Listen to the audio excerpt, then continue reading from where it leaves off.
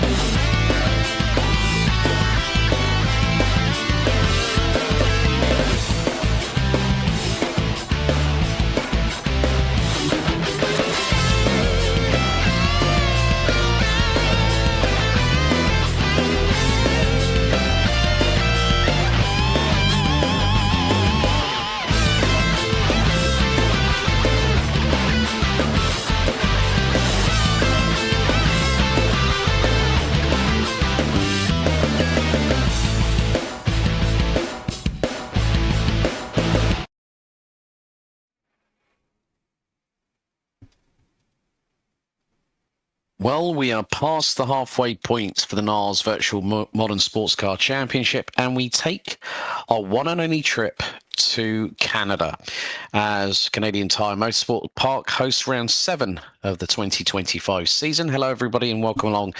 My name's Alex Goldschmidt. I'm going to be joined by James Parfitt, and at times, Champion Sim Racing's very own Ross Smith. We're at this point of the season, so let's give you a reminder of the remaining rounds on the calendar. We've got the 1.5 hours of Mosport here tonight, and then on the 21st of August we have the 90 minutes of Road America. The 25th of September we head to Indianapolis Motor Speedway for another hour and a half of racing. The 23rd of October means we'll be going to our penultimate stop out of 11, the 1.5 hours of Road Atlanta, and VIR will host the season finale on the 20th of November. So firstly, let's have a look at the track. Built in 1960, it's located 75 kilometers east of Toronto in Ontario, Canada. It has been opened since June of 1961, measures just under 2.5 miles or 4 kilometers, and it's going to be a very, very fast track. 10 turns in all with a lot of opportunity for overtaking, but the barriers are very, very close in terms of proximity. Let's have a look at the keys to race. So, traffic whisperers win, precise passing, and don't touch the grass. We've already had rainfall during qualifying leading up to this 7th round out of 11. Let's have a look at the strategies. So, looking at the tyres for the GT cars, you're looking at mediums, 2x fuel, looking at 30 to 35 minutes, possibly a 2-stop strategy could be in the offing. The cars to beat: the Mercedes AMG, the Aston Martin Vantage, the 296 Ferrari, and the 992 Porsche. Then we go to the hypercars. A combination of either medium or hard tyres. You're probably looking at anywhere between 3 to 4 stops, especially with lap times being just over 60 seconds. You're looking at cars to beat the Caddy V Series, the Porsche 963, and the Ferrari 499P. As well. Now, looking at the looking at the standings, Alexander McQuarrie leads the way in LMGT3 AM. He is 5 points ahead of Stephen Miller. Max Sunderlap rounds out the top 3 with David Anderson and Paul Ibbotson rounding out the top 5. Nacella, Radosti, and Gervais and Scotts round out the 9 that have scored already. Next up, you're going to LMGT3. It's now Alan Holden in the 296 Ferrari that leads by 8 points ahead of Ryan Paulbert Reyes, with James Walker, Eric Jacobs, and Matthew Overton rounding out the top 5. Kors, Schlichting, Freiman, and Kent have all put points on the board so far this season. Next up, Hypercar AM, it's Lanny Hall leading Norm Graff by just 6 points, with Carl Strahal rounding up the top 3, a further 3 points behind. Oliver Day, Scar Pope, Philippe Ducati, Adrian Rice, and Diego Rodriguez have all put points on the board, but it's the top 3 that really have no reason to let things go tonight.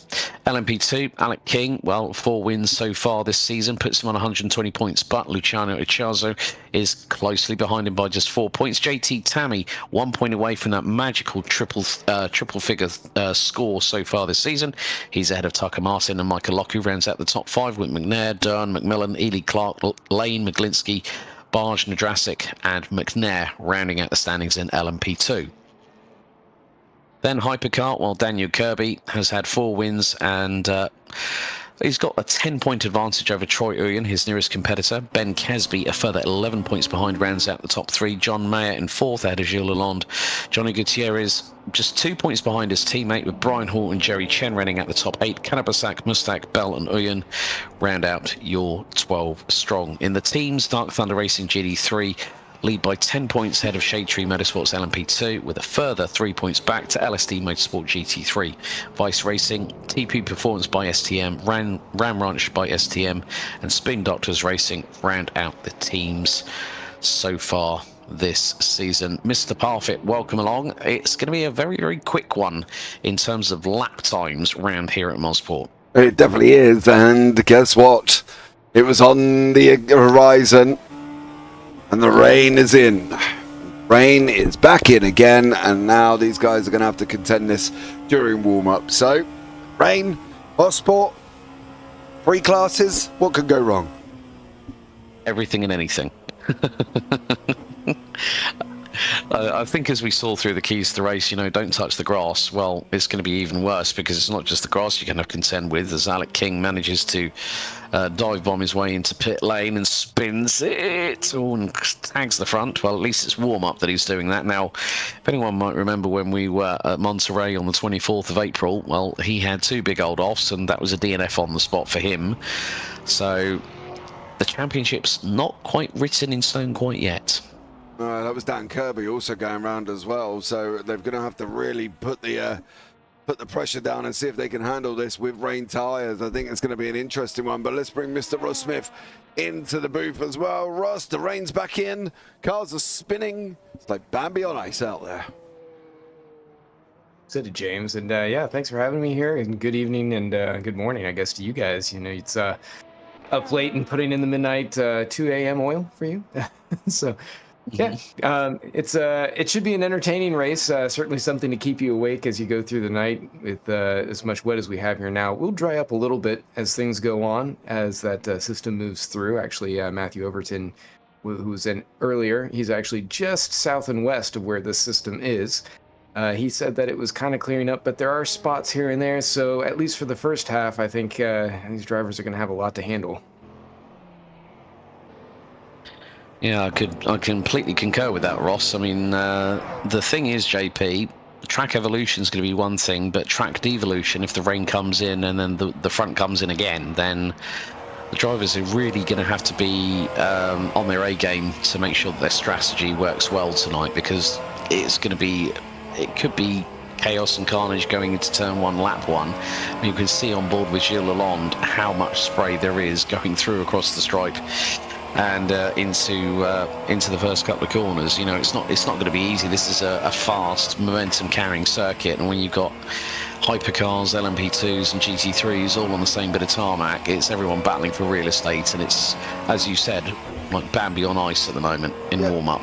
That's the thing, dude, with this circuit, right? It is all about flow. It comes at you quite quickly. You know, the only real stop is this one going down the hill at the moment, and then they're going up for the double right-hander. You know, that's the only real sharp stop as much on the circuit. I love Mosport due to the fact that it does flow so well. And you know, you've got the right of turn 1, then you've got over the crest of turn 2, and if you're running wide on turn 2, well, yeah, be aware there's this one, obviously there's a nice little bit of concrete out on the right hand side for you to run out on. The other simulators is still grass, so you will end up sliding off. But and then it's just quick, it comes at you straight after, and even through this final sector you go up the Andretti and then it's right, left, right, and then you go again. You know, and we're looking at lap times, well, what are we at? Nearly sub 1 minute, you know, we're 1:11s at the moment, and that's just not long enough for these drivers to really going to get this sorted out. The question will be, though, and this is what I think, you know, we've kind of got to look to Ross for this one. You've got to be on the right tyre for the conditions. And if you get caught out, you are going to be in trouble. And that's the thing, I think, Ross, that these drivers are going to have to remember. Yeah, for sure, James. It's early on. I mean, there really isn't much question. You can definitely see how much spray there's going on. It's not one of those things you want to risk by not running those blue sidewall tires, the wets. But you're exactly right. As it goes on, I think with the temperature being what it is a little bit cooler. As soon as we see that those rooster tails kind of disappear pretty significantly, drivers are going to be thinking, okay, well, I've got my fuel window in here. Should I throw on my mediums now? Do I risk it?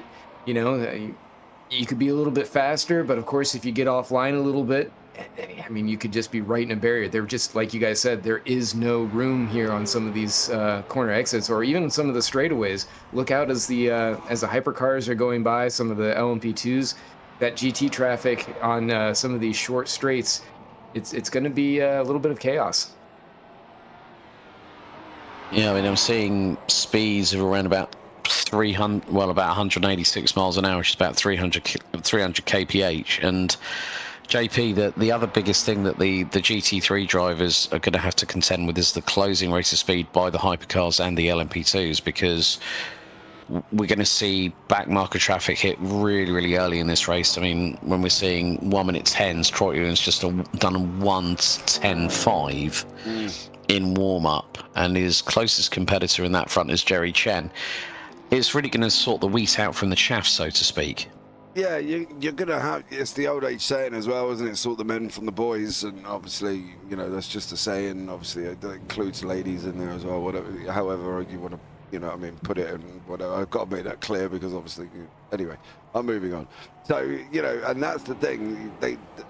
This is the moment where you're going to find out who's got the steelies and who isn't. You know what I mean? Who's got the kahunas to go running it up behind a GT3 going into turn 2 where you can't actually see anything. I'm interested to see how this works. Obviously, we've just been joined by Mr. Matthew Overton, who's out there on the racetrack. Matty, the rain is in, mate. What's going to happen on the track? Matt, you're muted, just to let you know. Right. Yeah, sorry.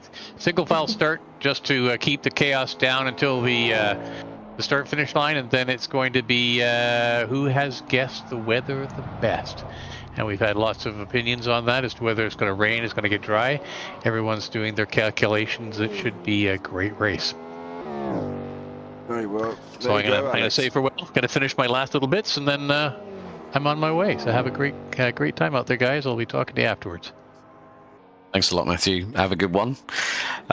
Qualified P5 overall in GT3. So, but yeah, I mean, we're seeing it here, where you're seeing Alan Holden kicking up a big old rooster tail in front of Troy Ewan as they come out of White's Corner at turn 10. And one of the big things about this circuit is, JP, these pictures don't really do the track justice. There's a lot. It's a big old roller coaster. You've got cambers left and right. You've got ascents, descents, and it is just going to be I think it's one of those races where no one's really going to be able to breathe for 90 minutes, and you just got to hold on for dear life and hope that the car sticks to the tarmac for all 90 minutes. Yeah, that's the thing. I said it's very short. It's only 10 corners. And even then, that is not how you do that, Troy. And that's one of the things they've got to be aware of, hitting curbs and anything else. That is another thing. Look, Alex King is literally demonstrating for you how not to take traffic. Ben Kesby as well. Warm-up's coming to an end. But this is the thing. 10 corners, 3 classes. We are going to see drama. Right, and if you're too wide going outside of turn 2 and you're pushed out, you're going out to the concrete. There's no question about that as well. So, yeah, these guys are going to have to go for a lot. There's going to be a couple, I'm sure, if we talk to at the end, they're probably going to be sweating absolute buckets like they've sat in a sauna for the last 90 minutes. But there's nothing they can do. You just got to suck it up, put on your big boy pants and go for it, and that's it. You know what I mean? There's no other way around it. No, I completely agree. I mean, it just goes to show that this is probably going to be one of the most testing circuits, if not the most testing circuit of the season. We've still got Road America, Indianapolis, Road Atlanta, and VIR still to go here on the NARS Virtual Modern Sports Car Championship, a chapter of Champion Motorsports. Of course, we're broadcasting live both on the JP Broadcasting and Champion Sim Racing YouTube channels. So if you are watching along, thank you so much for joining us.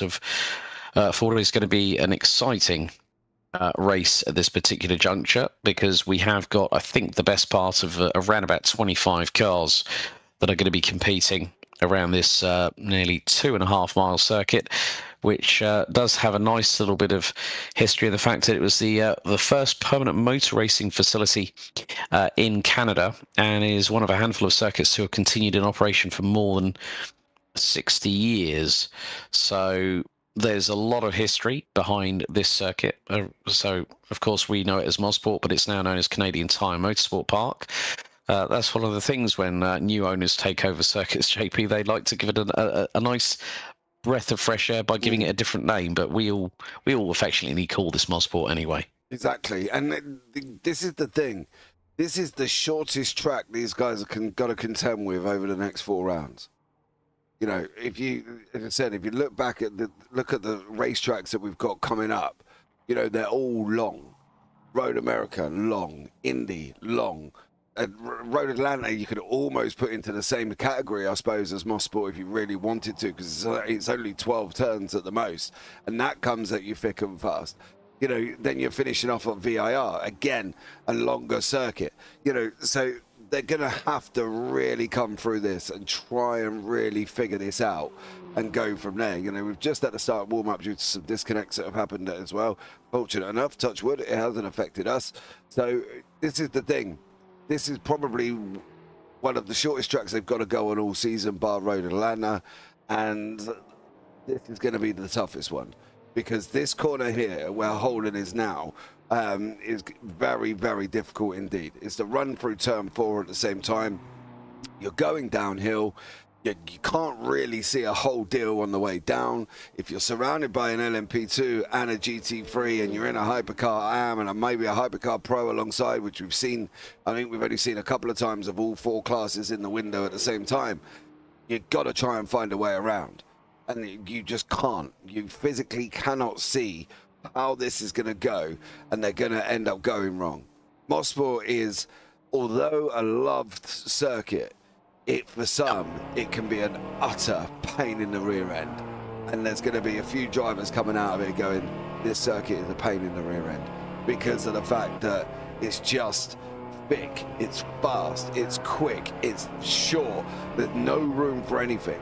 Going off here, if you go through turn 2, over the crest, you can't see anything. If you're on the outside, you might as well just go out to that little bit of runoff out there, because it's going to be hard to try and get that in. And try and go in 3 wide anywhere. Dude, one of you's ended up in the wall. Yeah, it's like 2's company, 3 means someone's going to be in the barriers hard and into pit lane, and that is not what anybody wants at this particular point in the season. You know, the as you all saw by the standings a little bit earlier on when we ran through them, it is still at that point where anything can happen, and this is the track where anything can and more than likely will happen, because with such small real estate, I mean, yeah, you could probably get 3 GT3s alongside each other, but if you try and put anything more than 3 GT3s alongside each other, side by side, then you're going to have a big old problem, and someone is going to be very unhappy being spat out exit stage right or exit stage left. We're still seeing some yellows popping up here or there, and that is going to be the crucial thing. It's about negotiating the traffic. It's about measuring your fuel, making sure that you're on the right tyre compound at the correct point. But if you've got to make a knee-jerk reaction, change your strategy, this is the race where it can and will more than likely affect your initial thought process of, you know, whether it was going to be two stops or is it going to be 3. Are the tyres going to last for a stint? Are they going to wear down? What's the degradation like? How's the fuel level? So there's so much that the drivers are having to think about.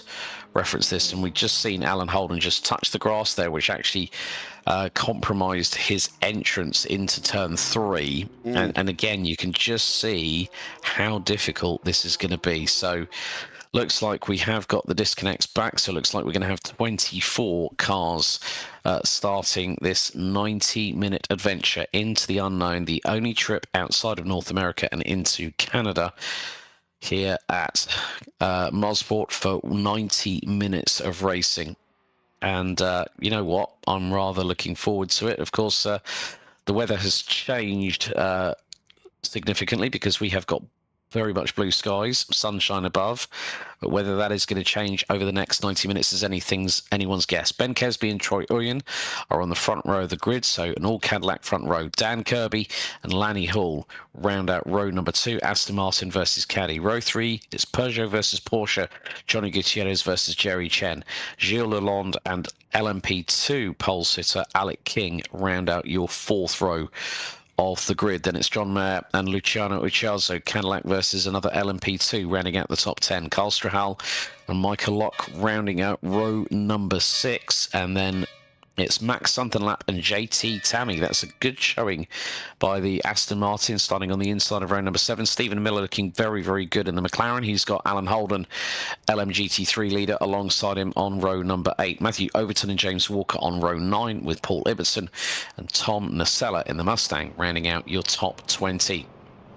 Then it's going to be David Anderson, James Bowders, Ryan Pulbert Reyes, and Brian Hall bringing up the rear of the 24-strong field. 12 rows in total, 3 respective classes: Hypercar, LMP2 and GT3. And we are literally about 2.5 minutes away as we're effectively on the formation lap. JP, this is going to be a very, very interesting dynamic because Daniel Kirby, we've seen him in a multitude of vehicles this season. We've seen him in the Peugeot, we've seen him in the Porsche, and now he's sticking at the moment with the Aston Martin, and it's proven to be a really, really good, really good sort of vehicle in many respects. But he seems to manhandle it. Yeah, it definitely does. Stacey's a YouTube channel. I want to pick up something she says. She said Detroit was small when we were talking about small tracks earlier. You are right. Detroit was small, but the difference between here and Detroit is Detroit literally was walls. The walls were right alongside you.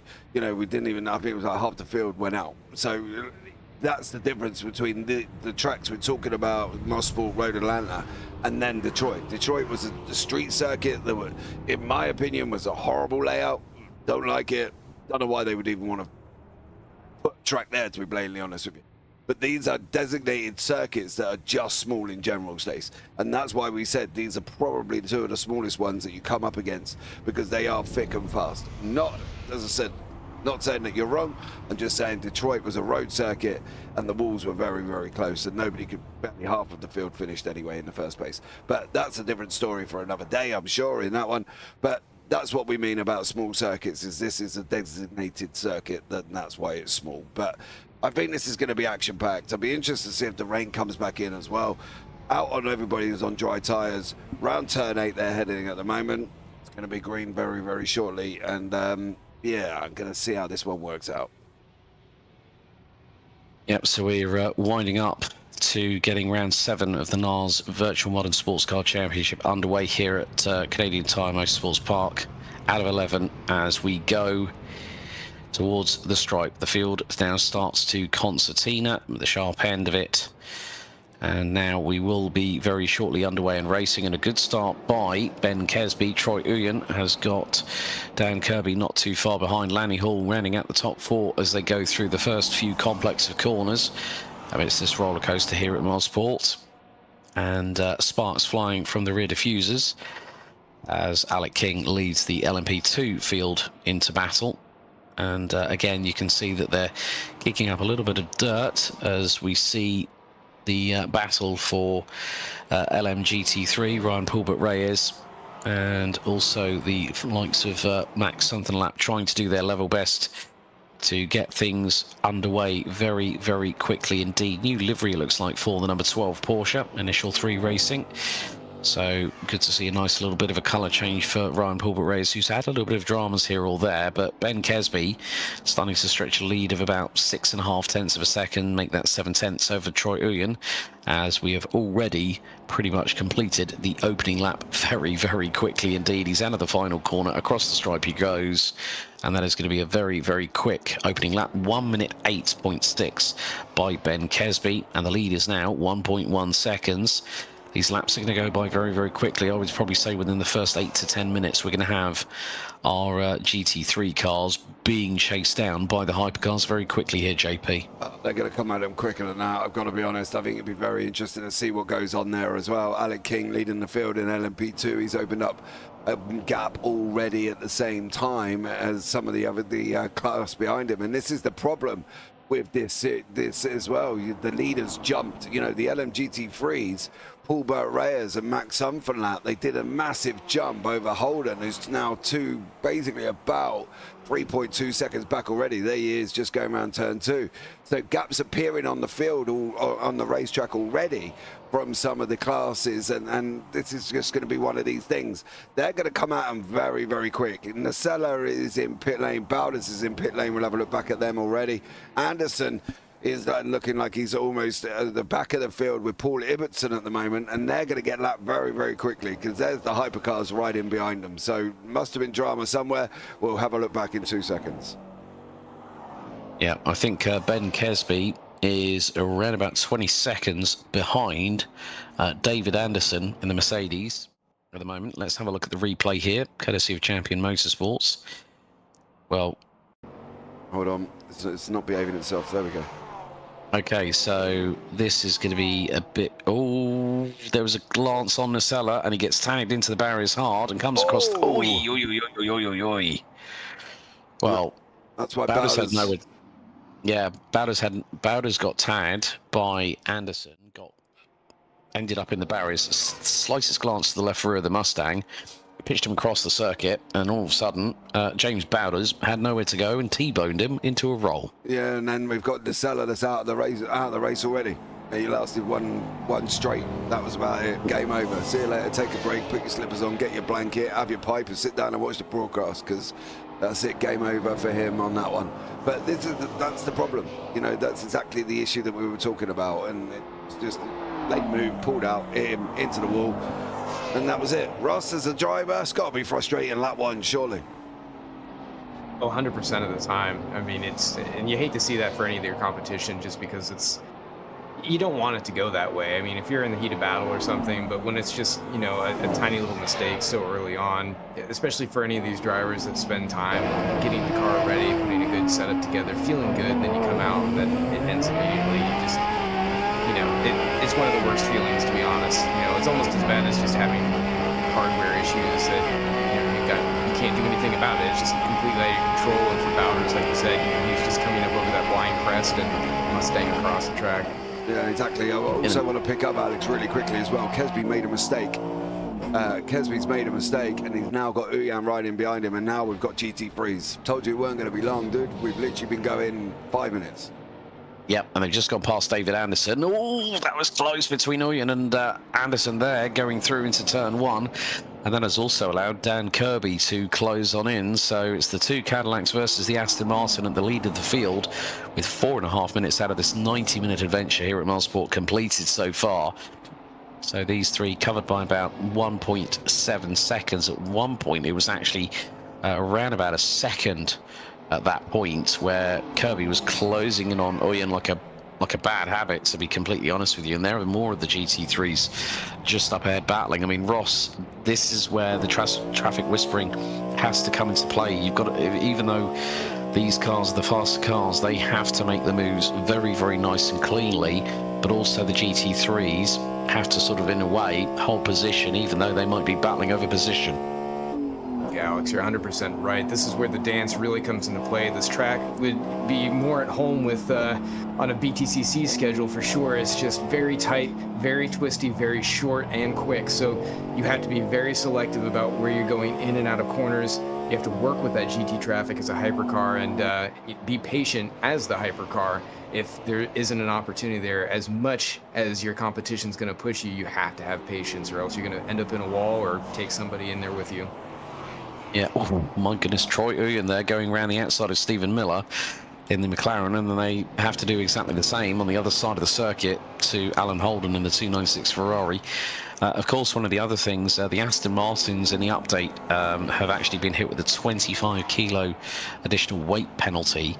So in some respects, that could affect them in qualifying, JP, but in terms of race pace, 25 kilos doesn't sound like a lot, but it does actually cost you quite a few tenths a lap. Yeah, that's the thing, and I think at this circuit, I don't really know how the effects are going to be. If you're Dan Kirby, you're probably not really going to feel the effects, right? Because he's quick, and it doesn't matter what we put him in. We could put him in a blinking Formula Ford, and he'll be swift around here anyway. But, you know, he's just naturally fast, and you can see at the moment he's sitting third overall, and it's only due to traffic that he is where he is, and that's the problem. You know, once he gets out into clean air, he goes and motors his way and has fun with it and drives and does a good job in the process. So, you know, yeah, it's a pain that they've been hit with a ballast. At the end of the day, they really don't want to be carrying around a beach in the back that the kid can make a sandcastle while they're driving around. They don't want to be doing it. But, you know, for Dan Kirby, I don't think he's going to be worried about that situation too much here as well. Down in the LMP2s, however, we've got Michael Locke chasing down Luciano Acciazzo. They were only they were 7 tenths until that corner and that bit of traffic.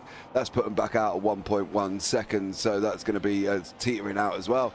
Down in the GT3s, Matty Overton is in the mix at the moment, and, well, he's definitely in the mix. You can see sat between two hypercars, currently the 9X8s, and poor old Matty is down at the moment. He is down in 20th place, so he's in the mix with James Walker and Paul Ibbotson, and it's going to be interesting to see whether or not everybody survives. And probably, based off this, I don't think everybody will survive, but look, let's see how they get on. And of course, we've got the 9X8s, the Gutierrez and Lalonde. They've just gone past Stephen Miller at the same time, and that has brought into the back Brian Hall. So lots going on early. It's whether or not we're going to have this same lots going on when we get to the 90 minutes, and how many cars we're going to have left, how many drivers we're going to have left, who's going to be out on the racetrack, who's going to be at the end, and who's going to avoid the splash and dash if it needs one. That's going to be the biggest question as well.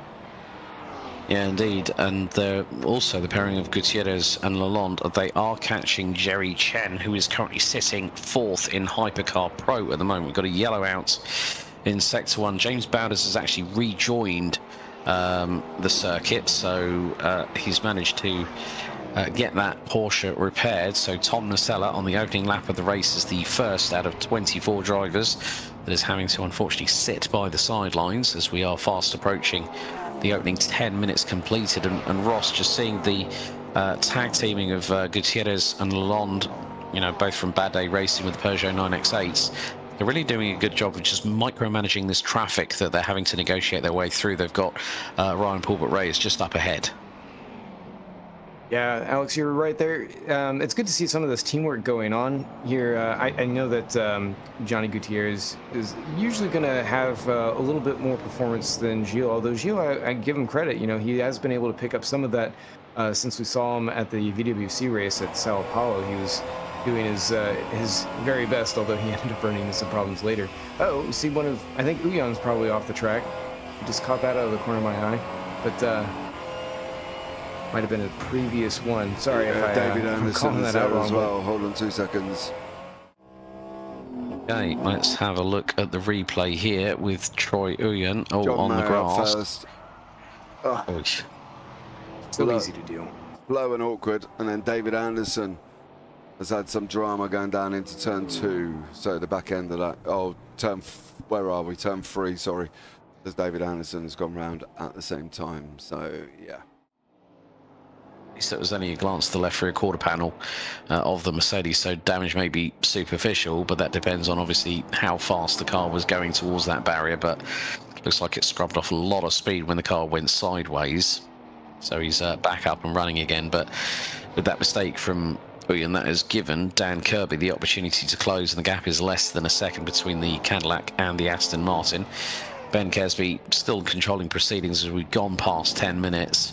These laps are going to go really, really quickly here, and especially with these three at the front end of the field, covered by just around about 2 seconds, give or take. It is going to be the 3 seconds. It's going to be the case of who's going to micromanage their strategies perfectly. And obviously we've discussed about this weather front. If this weather front comes in, then it is going to be a case of, right, how does that driver react accordingly, because they'll always have like multiple plans in their head of what if this does happen, what if that does happen. So there's always that what if question looming. Reference the weather here, guys. That's going to be the biggest thing. Who's going to manage it? Who's going to make the right decision? Who's going to make the right choice? Who's going to get on the wets early enough? Who's going to get on the dries? Are they going to get on too late? Are they going to get on too early? If it does pour down, how much time are they going to have at the same time? What's the track precipitation going to be? Are they going to be basically covered in it? Just saw there as well, Troy Uyan got stuck in behind that Porsche there. I think that was Bowders. And now that has allowed Kirby to come right into the back of him as well. So Kirby through turn 4, now on the run up the Andretti. Kesby cannot get turn 4 straight properly done anyway, because he's now brought back down towards him again. So it does look like turn 4 up at Moss is a little bit of an issue for Kesby at the moment, because Troy Uyan and Dan Kirby both closed in again. So Kesby's got to get that corner right, and he has to nail that corner. And there's going to be a lot of laps here as well. They're going to feel like they're dizzy by the time they've gone around this circuit this many times in 90 minutes.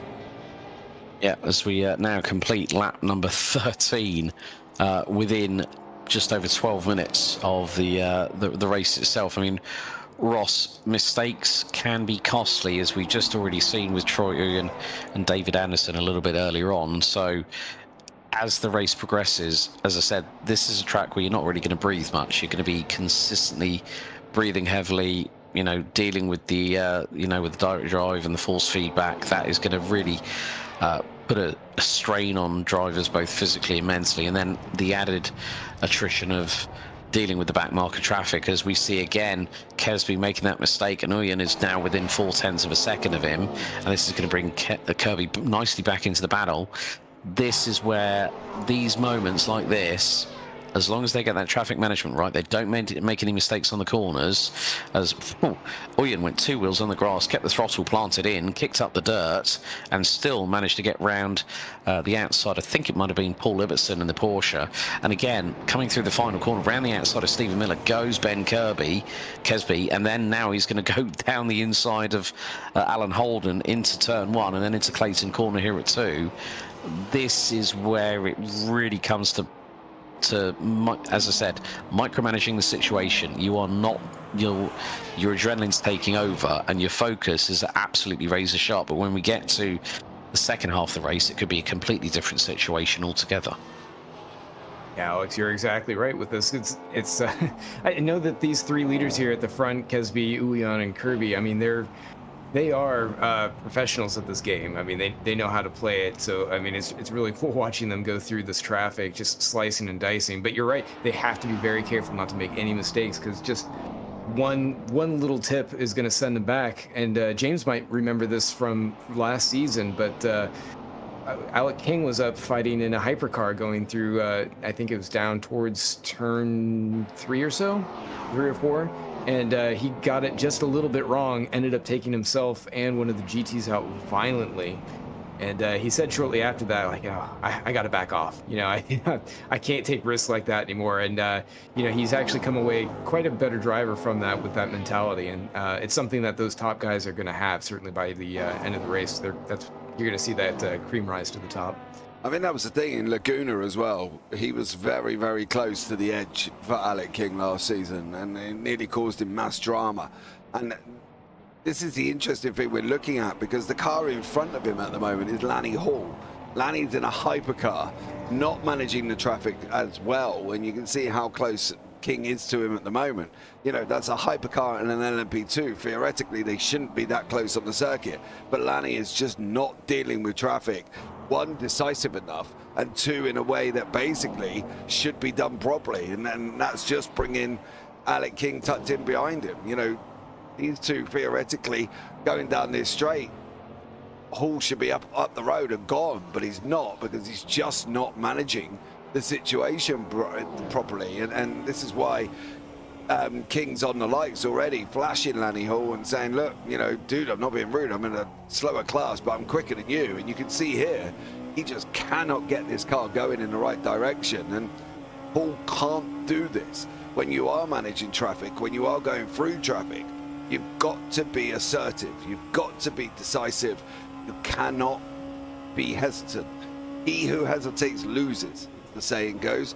And at the moment, Lanny Hall's losing in a big way, especially with the fact he's got Alec King tucked in right behind him. So, yeah, Lanny Hall needs to pull up your big boy pants and really be decisive with it, because at the moment you're not.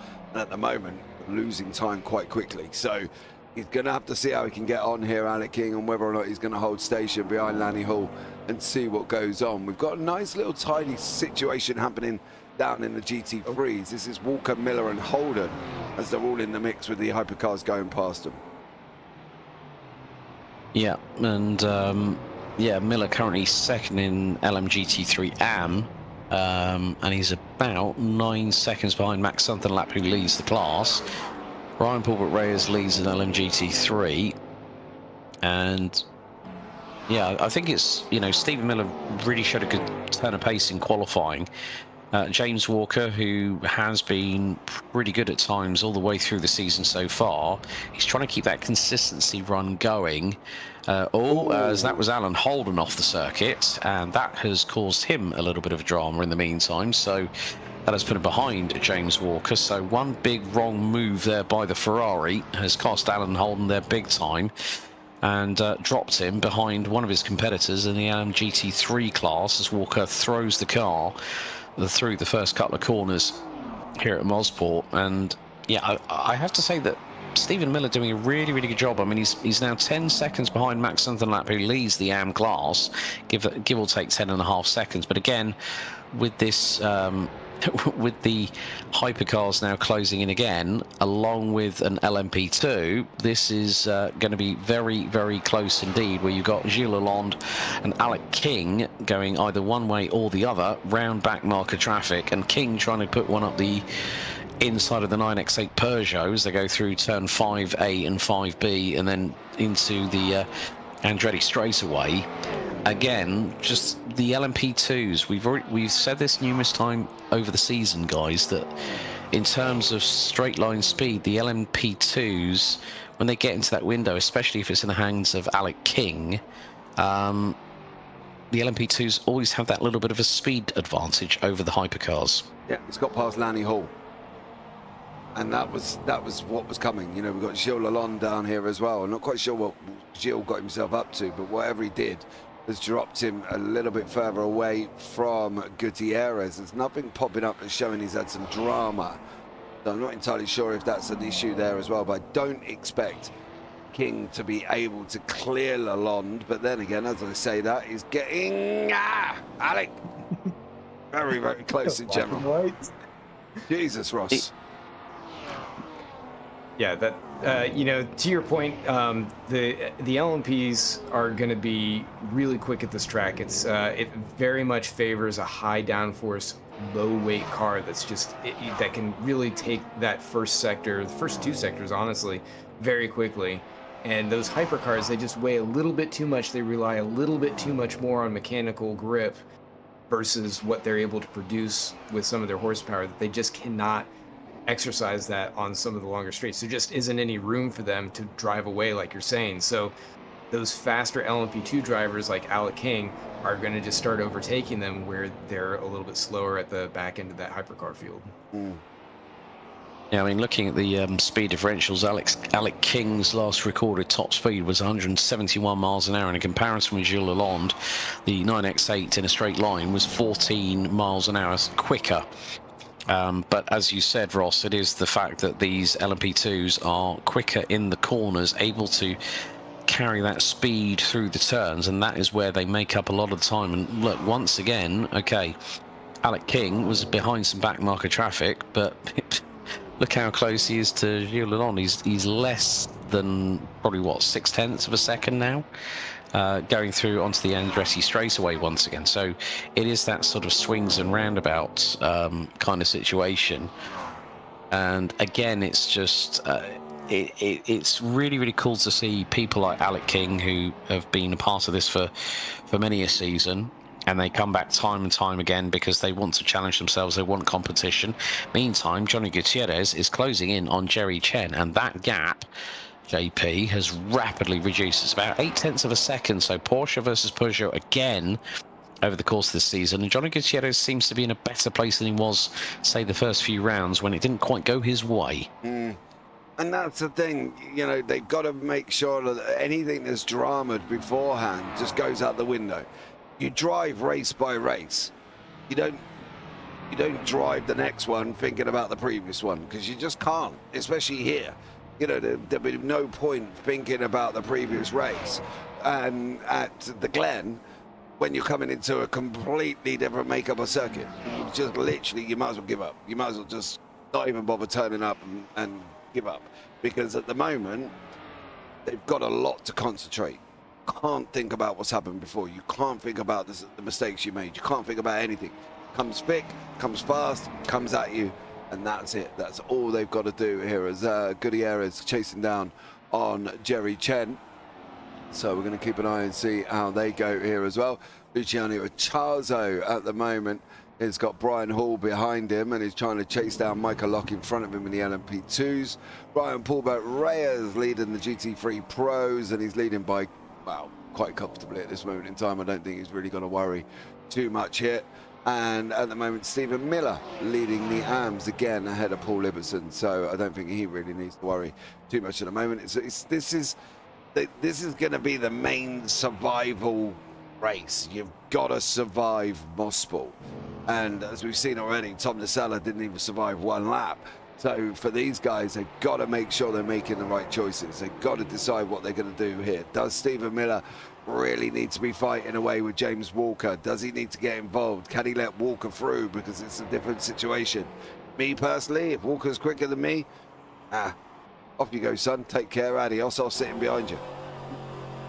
Yeah, in the meantime, Troy Uyen, the first of the hypercars to actually be in the pits, so has relinquished second position to Dan Kirby on that particular occasion. So we're going to see the first set of hypercar pit stops very, very shortly here, and that's going to be the telling point. Anywhere between 3 to 4 pit stops for the hypercar class, whereas with the GT3s we're looking at maybe 2 at a push. But James Walker has got Alan Holden closing in on him again. The gap between them was quite a bit, but now Alan has managed to gather that Ferrari back up again and close in on the Aston Martin. But credit where credit is due, Stephen Miller doing a stellar job in that McLaren 720S GT3, currently leading the AM class, and it's Paul Ibbotson, Max Sunderlap who ran out the top 3, currently 19th and 20th respectively. So the Mac are looking really, really racy round here at Mosport, JP. Yeah, that's the thing. It is at the moment, and you know, you put it into the hands of somebody that drives it consistently and constantly, and you will get decent lap times out of it. Like Stephen Miller, I don't think I've seen him in any other car, to be blatantly honest with you, and I think that's probably why consistency is key. You see some of the hypercars going into pit lane at the moment as well. Kirby's in, Chen's in, so yeah, diving in already. It's going to be interesting to see what happens with the pit stops and where they come out, but a lot of other people have gone in. Gilles Lalonde is in, Michael Locke's in, Luciano Charzo, Troy Uyan, James Walker, Overton's in as well. You know, hey, look, they're all starting to find their feet on where they should be, and it's going to be very interesting here to deal with it. Ross, when do you start thinking about pit stops? Do you start thinking right at the beginning, or do you think about what you can do and then see how far you can get before you look at them? Well, I think most drivers are always thinking about pit stops. There just isn't a time when you aren't, just because of everything that's changing on track. But generally, yeah, you want to have it planned out ahead of time. And with these races being 1.5 hours for pretty much the entire season, it really helps to have a consistent strategy during the whole season.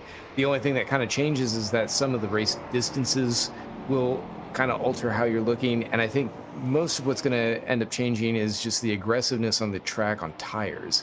And so I think that's going to just drive a lot of your decisions. Maybe if you're in a hypercar, maybe you look at changing the front axle instead of doing both, and giving yourself a little advantage, or if weather conditions change, obviously you're going to be looking at some of that. Kind of your point here with Stephen Miller, watching him, he's a little bit of a cork in the bottle right now, but he's doing a fantastic job. I mean, he's sitting second in GT overall, and it's kind of funny. He'll usually show that he's got some really good pace. It kind of opened him up now, but oh, he still holds on to it. Very impressive. But come race time, you know, might be he'll go into a more conservative line. But this time he's just going all out, and he's just holding his line. Yeah, with a lot of dust being kicked up behind him, as we really have got a thunderous battle happening. We've got, I think that was Dan Kirby going past around the outside. But yeah, I mean, as you said, Ross, he's very much was the cork in the bottle, but going into 5B and then 5C heading into the Mario Andretti straightaway. You know, there's a little bit of a stumble from James Walker because he tried to dive to the inside, went over the wallop the curb with the right side tyres, and nearly put the Aston Martin skywards. As this just goes to show how quickly the closing rates of speeds are at the moment. And I think that was either Carl Strahal or Lanny Hall, I think, that Dan Kirby's just gotten through on. So Kirby at the moment is 7 seconds behind Troy Uyen, but Ben Kesby, despite only one pit stop, has got a lead of 7 seconds over Troy Uyen in the Hypercar Pro class. I mean, coming back to your point about tyres here, Ross, it's quite interesting to hear that some drivers might find that they're going to change like one axle, so maybe the fronts, because the sidewalls are taking a lot of load going through the corners, and the drivers are really having to hustle these cars along. Yeah, Alex, it's kind of wild just because you have such a diverse field of cars, and they all have their pros and cons. Just the way that the drivers are setting them up and pushing them. Some of them, like especially down in the GT field, are really gonna like those even split front wheel drive cars like the Aston Martin. McLaren kind of sits in that same sort of spot where it's a very even split. Aston Martin more so 50-50 front engine. It's it's got the fuel tank in the back and everything. So you're not going to see much of a load transfer as you would on a Ferrari or a 992, where, you know, as the tank changes, so does the center of pressure on the car, and it just becomes a very different beast over the course of a run. And if you're not set up for that, if you don't have a driving style for that, it dramatically changes the way that you drive your race. Let's get a replay here. Now this, I believe, will be Alec King. That was a bit of an exit stage left, but he managed to gather it back onto the black stuff. But here we go through the roller coaster section. That is, you've very, very lucky there, to be completely honest with you on that one. That's the thing. If it was a different simulator that we know, that's still grass. So he would have had a bigger problem than that. The interesting thing we got at the moment is pit stops have really settled the field down. They're kind of like, well, to be honest, they're all fairly spread out, which is not helping our situation. But, you know, currently drivers are not really close together. We've got Walker and Miller, and as you say, Miller at the moment needs to be in that annoying champagne cork that you cannot get out of the bottle. But the problem for Walker is this. Every time he gets near Miller, a hypercar comes up behind him and stops the battle. So then he has to go again. And then every time he gets near him, another hypercar pops up and stops the battle. So, you know, for Walker, he's going to have to make it determine how this is going to go. But what this has done in this GT3, and it's quite fascinating we've got at the moment, because Stephen Miller AM, Walker Pro, Holden behind him's a Pro, and Ibbotson behind that's an AM. So this is the pro battle for second on the podium. Now let me emphasize second, due to the fact that Ryan Paulbert Reyes has gone and gone, hey, I'm off, see you later, take care, and has left these these second place and obviously the lead in the AMs, battling away themselves. So this, although it's a very tight battle, there's also a lot on the line. It's podium in the GT3 Pros, it's the lead in the GT3 AMs, and at the moment, Stephen Miller's holding on to both, but for how long? That's going to be the problem. And as we were discussing earlier, Alex, where we said, should he have let him go? I'm starting to wonder if he might be regretting not letting him go now, because it's brought Paul Ibbotson right into this fight. So Stephen Miller, although he's been holding on, may have just caused himself some drama. I think you're very much right on that one, JP, because from that perspective, you know, you look at the results of what Paul Ibbotson has had, and it's not been easy for him. He's had a couple of rounds where he'd rather forget, and now there's this opportunity where he can start fighting back, and he's right on the tail of Alan Holden, trying to go round towards the inside of the next corner. He's going to make it stick, but there's contact between the two. There's a couple of hypercars closing on in, and yeah, a little bit of a paint swap between Ibbotson and Holden on that particular exchange, but I feel that Ibbotson had no real opportunity apart from going for that move. He saw the window of opportunity, went for it, and yeah, just him and Holden just accidentally magnetised and came together. Yeah, well, he had to send it. The problem was he could see these two cars up front escaping because the traffic's caused them problems. You know, you can see Holden still dealing with traffic behind. The difference is now is for Paul Ibbotson, he can still stay with Walker. That's the thing. He can still stay with Walker and still allow the traffic going. Has he really lost anything out? Some may say, was it worth it? He's going to obviously turn around and go, oh yeah, it was. I want to get closer to Stephen Miller.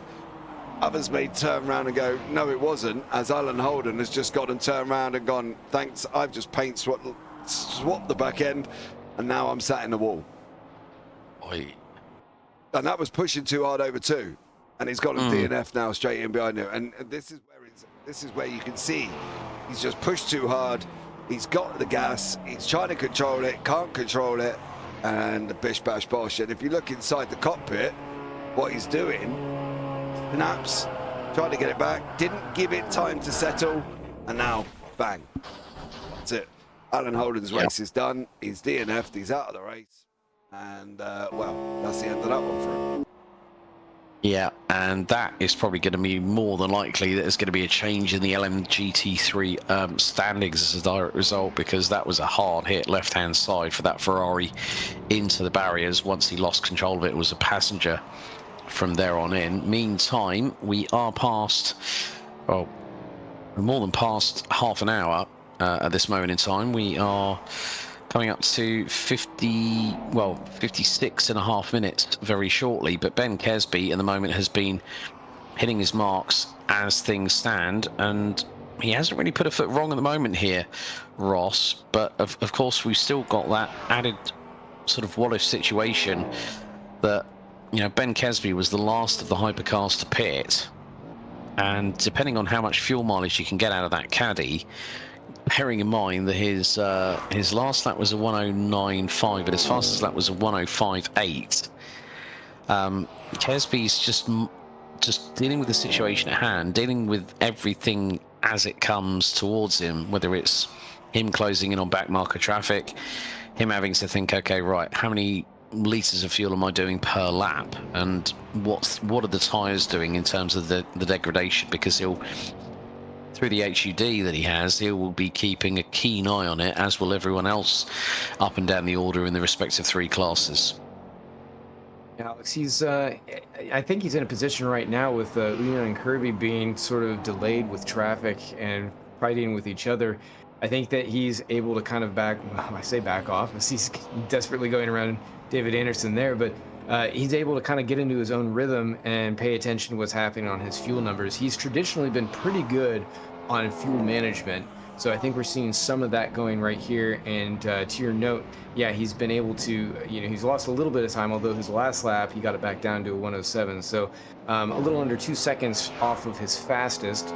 So he's as he's losing some of that fuel, he is picking up some time, but I think he's going to manage it to the end, and that's usually a Kirby strategy, who's surprisingly enough still sitting down in third place. I would have expected to see him kind of launching a little bit earlier on, but maybe he's just taking a little bit more time to get used to what's happening underneath the hood of that Aston Martin Valkyrie.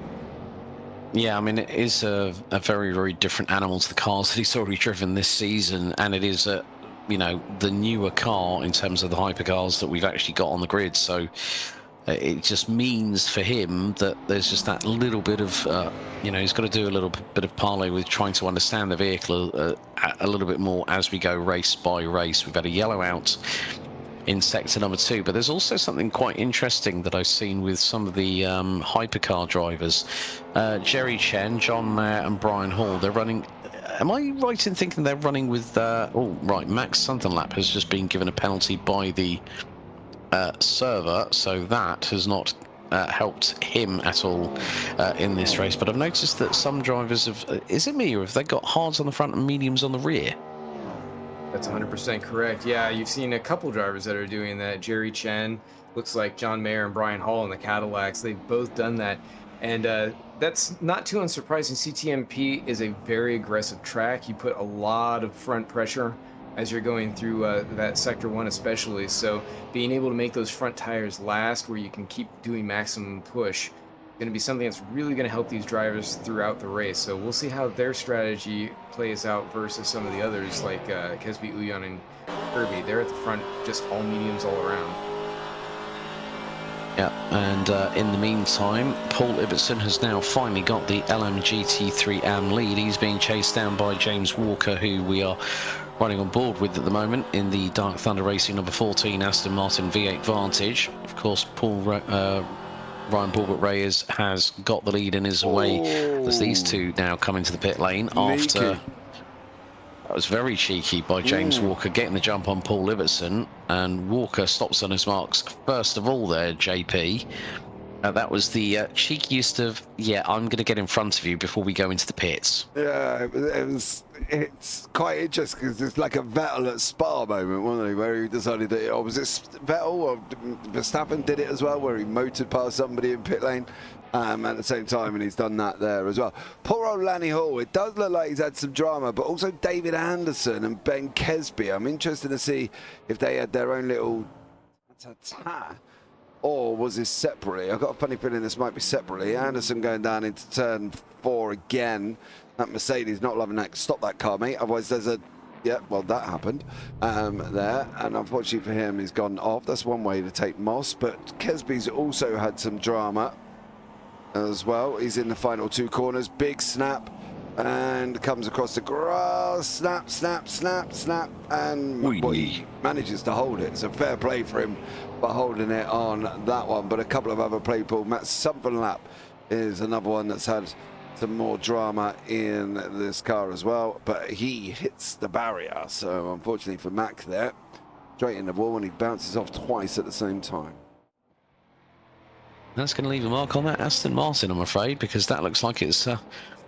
all over the shop with regards to its handling at the moment. So the number 61 not having a great time out there, currently running P21 at the moment behind Stephen Miller, who has come in for his first pit stop. So David Anderson now has the lead in the LMGT3 AM classification, as we have just over 51 minutes of the 90 still to go here at Mosport. And a big thank you to everyone that's been tuning in so far. Stick with us. We've still got another 51 minutes of full throttle action here at Mosport, here on both the JP Broadcasting Network and the Champion Sim Racing YouTube channel. So get your comments in whilst you get the opportunity, and if you have also got the chance, if you haven't subscribed to either channel, well, what have you been doing? Have you been living under a rock for the past few years? Because if not, well, you won't know when all the racing will be happening. As Jerry Chen trying to get through on David Anderson, and he's got an LMP2 car nearly breathing down his rear exhaust pipes as they come across the stripe. But meantime, at the moment, Alec King handsomely leading Luciano Ucciarzo and Michael Lock at the moment for the top 3 in LMP2. JT Tammy closing in. Looks to be, I think, is that Jerry Chen in front of him? Chen's there. So yes, Jerry Chen is in front of JT Tammy. That's LMP2 and obviously Hypercars. And obviously JT, I believe, is going to be a lap back at this moment in time. I don't think he's got the likes of Michael Lock, Charles and King in front of him at this moment in time. So, yeah, but they're all starting to get a little bit more spread out. We'll give them a minute to finish off with their pit stop, see what happens and see where they end up, and then we can carry on with the racing from there. But at the moment, Ben Kesby out in front. Can he actually get turn 4 correctly? He can. Here, Ross, and that's a final thing for him. He kind of had to get that right because he's not got it right for a majority of this race at the moment. Yeah, although it's just watching Kesby here as he's going by, I believe it's Brian Hall in the pink Cadillac, and it's surprising to see Brian falling back that far, especially with a car that he's used to driving throughout the season. But then again, Kesby is putting on a clinic here, and it's quite amazing. So they're going to be coming in for their pit stops again here in probably the next like 5 or 10 minutes, I want to say, and I'm just kind of curious to see if there's any kind of tire action with what he's been doing, or if he's going to try and just kind of stretch this out and get as much of a gap ahead of Uyan Kirby and Gutierrez as he can. No, to be fair, I probably would have been looking... Jesus, gentlemen. Don't do that. That's tight. Don't be doing that. That's 3 different... That's leader in front, and I believe that might be Brian. Is it Brian Hall in behind him and John Mayer in front of him? Both of them must have had their own little dramas, hence they're so far back, and have now just been lapped by the leader, which is quite astonishing as well, that they have been lapped by Ben Kesby. We've got Jason Brooks at YouTube. Hi guys, I love this track. It makes really good racing no matter what class or type of cars. Lower powered cars here is bloody brilliant, and I agree with you. I mean, lower powered cars are awesome around this circuit as well, and that's one of the things that we do get to enjoy with this virtual racing world that we live in as well. We drive any car at any track, and well, you know, you can even put a W13 round Nords if you really want to. Not that I don't see why you would, but you could, but you don't really have to. But this is Brian Hall and John Mayer at the back end of this field here as well, and this is going to be an interesting one to see how they handle this, I think, at the moment here, Alex, with these guys who have just been lapped by Ben Kesby in their own class. It's going to be an interesting one. But the thing for me as well, Carl Struhl leading LMP2 AMS. Lanny Hall's had, well, we've seen Lanny Hall's, he's had a disastrous day. Yes, Jason, it is RF2. So I think Carl Struhl is going to wrap up the LMP2 Hypercar AMS here, Alex. But then again, there is only 2 people in the class. Yeah, I think Carl's just keeping an even keel on proceedings and just making sure he crosses the T's, dots the I's, and doesn't really want to make any undue, unforced errors. And that's one of the biggest things. We've seen quite a lot of that. I mean, especially with, you know, even Ben Kesby having a bit of a moment going through the final couple of corners. And it's not easy.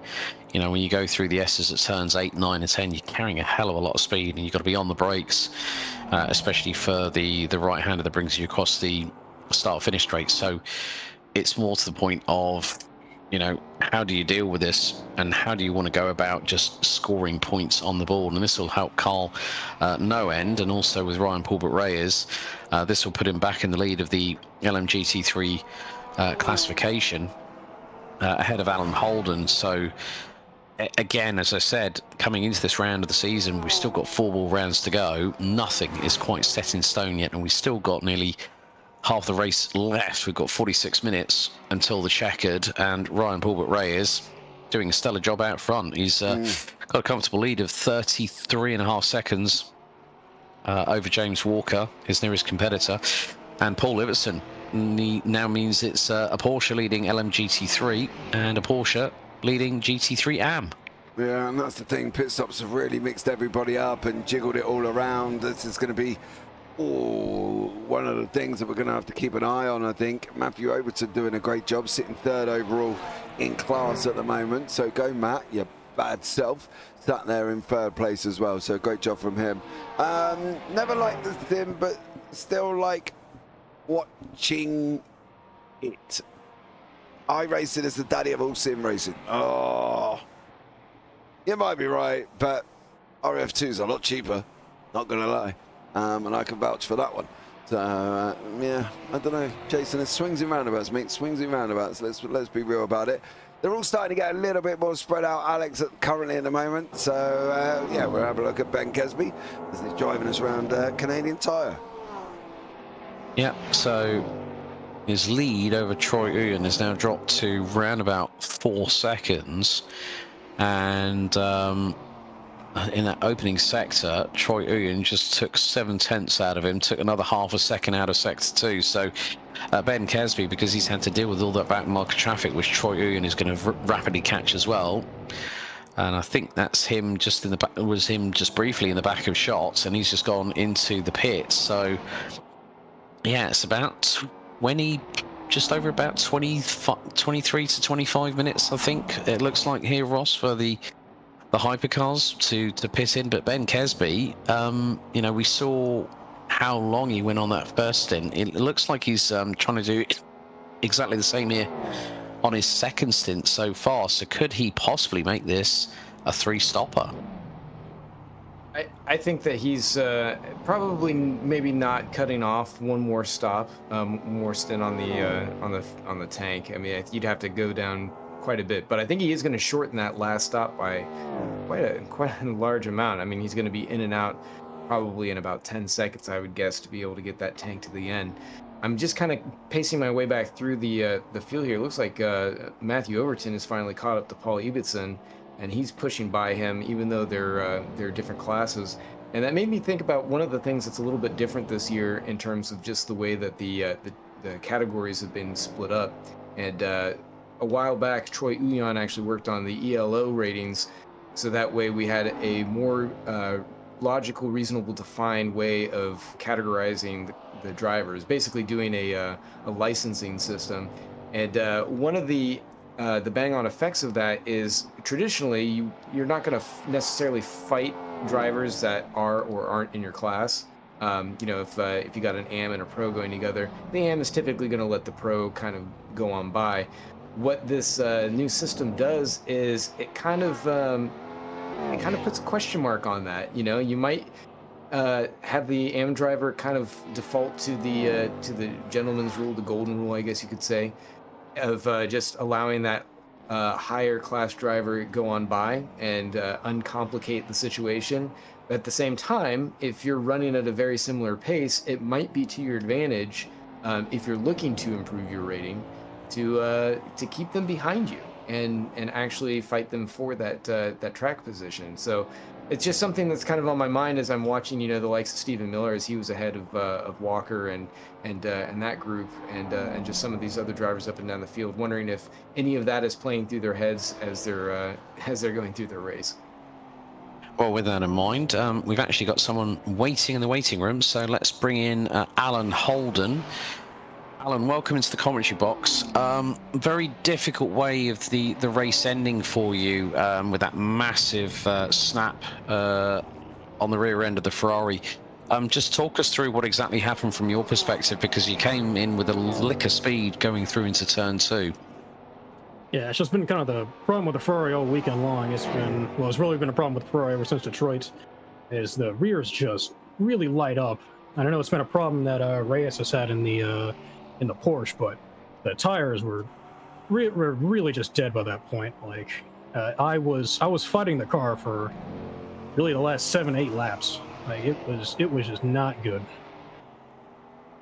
Yeah, I mean it's never easy. I mean, especially with how you know, how it sounds like this circuit is a real tire destroyer. And as you rightly said, with the Ferrari, that you were fighting it for quite a few laps. But still, there was good pace in the early stages until that incident happened. Yeah, I think the pace was pretty good. I of course had to really get adjusted set up. Like I was even at, I feel like the highest wing I could have been at that point of the race, like just to even really compete and stay on speed. And I was, I think, 3 or 4 laps away from pitting at that point. Yep. And yeah, I just felt like that snap receiver was kind of coming for the last few laps. Yeah, I mean, it's a difficult way to end the race. Commiserations firstly from our side, but obviously we've got 4 weeks until Road America. How do you think the Ferrari's going to handle there? I mean, obviously it's a very different circuit in nature to what we've got here at Mosport here tonight. Well, it is. If I'm still in the Ferrari, I'm maybe thinking of making the change to the Lexus. It's just been, Ferrari has been too far down on pace for the past month and a half. So really a few decisions to make before we get to Road America. So got quite a bit of testing to go before we get there. Well, Alan, thank you so much for jumping in and having a chat with us. Whatever you decide, hopefully that brings you a little bit more luck for the final 4 races of the NARS Virtual Modern Sports Car Championship. Thank you so much for your time, and we'll see you for round 8 on August 21st over at Road America. Thank you. You guys have a good day. Really interesting to hear the comments there, JP, from Alan with regards to the Ferrari. Yeah, that's the thing, isn't it? You know, has there been any changes? Has there not been any changes? Well, sure Ross will be able to help us out on that one. We've had Matthew Overton, who we just bigged up and said he was doing so well, and unfortunately he's on the grass, in the wall, bouncing down the barrier, coming into 4, over to the other one, and into the next barrier. So poor old Matthew Overton not had a good time. Alec King was another one that's also visited the off track of the circuit, but I think this is kind of deja vu. Yep, pretty much. The one he did earlier on as well. So poor old Matty Overton there, after bigging him up, giving him praise, goes and hits the wall and puts it into the barrier. And Alec King doing the LMP2 Joker lap round here at Mosport at the same corner, same place, just a few laps apart. I mean, Ross, again, it's just these drivers just trying to use as much of the track as they possibly can to, you know, get the lap times down, keep the consistency up, and try to micromanage the situation. I mean, we've still got just under 38 minutes until the checkered flag, but Alec King has had more than a few brushes with trying to keep his LMP2 car on within the 2 white lines that are effectively the track limits. Well, I mean, Alec King is he's been driving his Miata in real life across North America. So, I mean, I think he's having a whole lot of fun now with a car that he can just keep throwing through the corners like that. They, I mean, obviously they're worlds apart in terms of the way they perform, but you can see that he's sort of driving them the same way, just flinging that car about as he comes into the pits here. But yeah, it's that corner coming through there, going into Moss. It's such a tricky spot to get right, especially as you approach there. You know, we saw Matthew Overton just getting a wheel off, and it's so easy to do as you're kind of letting the car feel its momentum. If you've got any kind of tire wear, if you've had any sort of damage or anything, and you're coming in on the edge, it only takes, you know, a few millimeters and you're touching grass and suddenly you have no grip. And even if you do get that corner right, just the way that the weight balance shifts, I mean, it's like you're just coming up a hill and then suddenly you plateau right as you're going through 5A and B. And so that weight shift, it can catch anyone out. And as you see him here, I mean, it's particularly difficult when you've got other cars around you, because you got to get that line just right. But you know, for the most part, I'd say we're doing okay. You know, not too many going too far off here. Just a couple of little offs with Matthew Overton getting the worst of it, I think. Yeah. Matthew definitely did himself no favours there. I mean, he was looking forward to the race, but probably was kicking himself in the backside, going, why did that just happen? But we now have seen, James, that the amount of tyres that these guys are going through, they're like literally ripping through them like A4 sheets of paper. And that's the thing, they've got to manage it though. They've got to manage that problem. How do they manage it? Because otherwise you're going to be in and out and in and out and in and out. How are they going to manage it? They've got to make sure they can get to the end and not have to make an excessive amount of pit stops. Jace, time to go now. Race on iRacing. I think I will give RF2 another go. Go for it, Jace. Come and join CMS and get yourself involved. All links down in the description below. Of course, you can come and drive some of the newest cars. You can drive some of the oldest cars. Yeah, you'll have fun regardless on that one. But yeah, at the moment, no, it's all kind of settled down mid-race. We're at that F1 stage where you've eaten your Sunday dinner and you're now going to go and have a snooze on the sofa and wake up with 10 laps to go, because everybody is a little bit spread out. Pit stops causing a little bit of drama.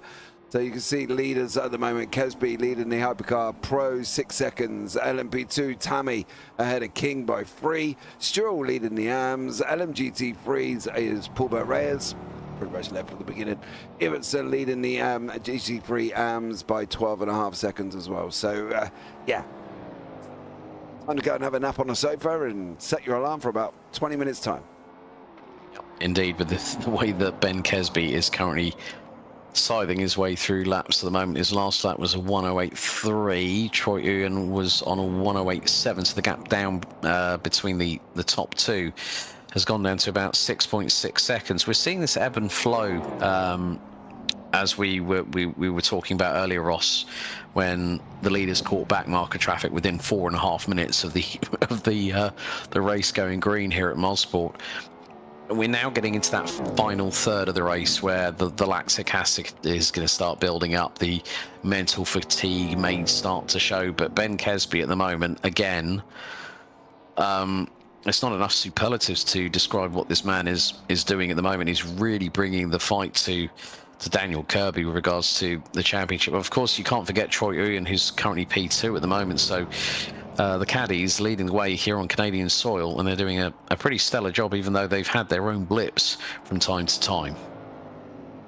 Yeah, and for sure that Kesby's no slouch. It is impressive though that he's been able to do that, because normally we're used to seeing him on the weekends in that 499, which is quite a different drive to the Cadillac. So it's kind of fun that they're sort of doing the wife swap on the cars here between Kirby and Kesby. So they're outside of their usual element for when they kind of push on the bigger events, but obviously Kesby's got a good hookup. I think that all-wheel drive would have probably been pretty good here, but I would have put my money on the Valkyrie actually being able to perform well. So I'm not sure if maybe Kirby just didn't have much of an opportunity to kind of dial in a setup before coming in with it. I know that he's kind of been pretty busy with work life going on. So I don't know. I don't know why he wouldn't be able to be up there. I sure would have thought that he would have given particularly Troy Uyan a bit more of a fight there, but here we are. Hold on, didn't you stick sand in the back of it though, Ross? Did I stick sand in it? No. It's running ballast, isn't it?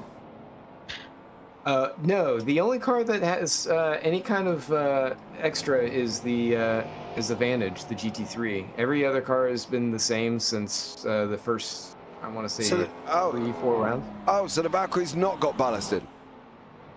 No. Oh, okay. That might have been the confusion a little bit earlier on, and it might have been an Aston Martin Vantage GT3 that we were talking about. So there we go. All right, mate. Well, that's fair enough then. Well, maybe Kirby's just having an off day. You could be right there. Yeah. But I think it's I think as Ross rightly put out there, as JT Tammy now dives into pit lane from the race lead, I think it is a case when real life does get in the way, and you don't have the opportunity or the time that you'd like to spend getting the setup absolutely spot on and perfect. But even we know that we know that there is always that case of where you've got to make compromises and go, well, if I've got an hour's practice, I'll use that session. But it may not get the car dialed in like you'd want it. You want to spend, a good few hours trying maybe a test run on a stint, see how the tyres are working, what the fuel level's like. And yeah, I mean, the thing is, this is still a strong showing for Kirby in the fact that it's a third place. Okay, yes, he won the opening 4 rounds on the trot earlier on this season, but this is now bringing the fight closer to him in the form of that Ben Kesby is on course for 30 points. I think, if I remember correctly, is it 20 for third, guys? I'm just trying to remember off the top of my head in terms of the point scores, but this is going to bring Kesby and Uyan a little bit closer to Kirby with 4 rounds to go. And then when we go to Road America in 4 weeks, Dan Kirby's got to really put in the wheel time, I think, just to try and keep himself with head above water, because it's again, it's just a case that you can be one of the fastest out there, but if everything's not up to par, then you are going to find yourself in a position that sometimes, not all the time, but sometimes that you won't be 100% fully accustomed to, because normally when we've seen Kirby in action, he's been at the sharp end of the field and he's run away with things, especially with the opening 4 race wins of the season. Yeah, that's the thing. They get 23 for third, 26 for second. So, it's going to be put it in and around and see how it all goes on here at the same time. We've got some more traffic kicking in the background. Johnny Gutierrez has cleared some of it. Jerry Chen is amongst the middle of it, and that's the thing. We've got obviously Alec King leading the LMP2s. He's ahead of John Mayer in the hypercars. And to be fair, it looks like they're very spread out across the racetrack, but we've still got obviously back markers being lapped at the same time, and at the moment they're all making it through very, very cleanly. No real dramas. Looks like David Anderson may have done something again, but I don't want to compound that young man's misery anymore. We've seen that Mercedes go round often enough as it is already throughout the race, so I won't show any more of his little dramas. But Troy Uyan is closing down Ben Kesby. It was out of 5.5. It's now 4.4 seconds, so it has come down, but that could be due to traffic.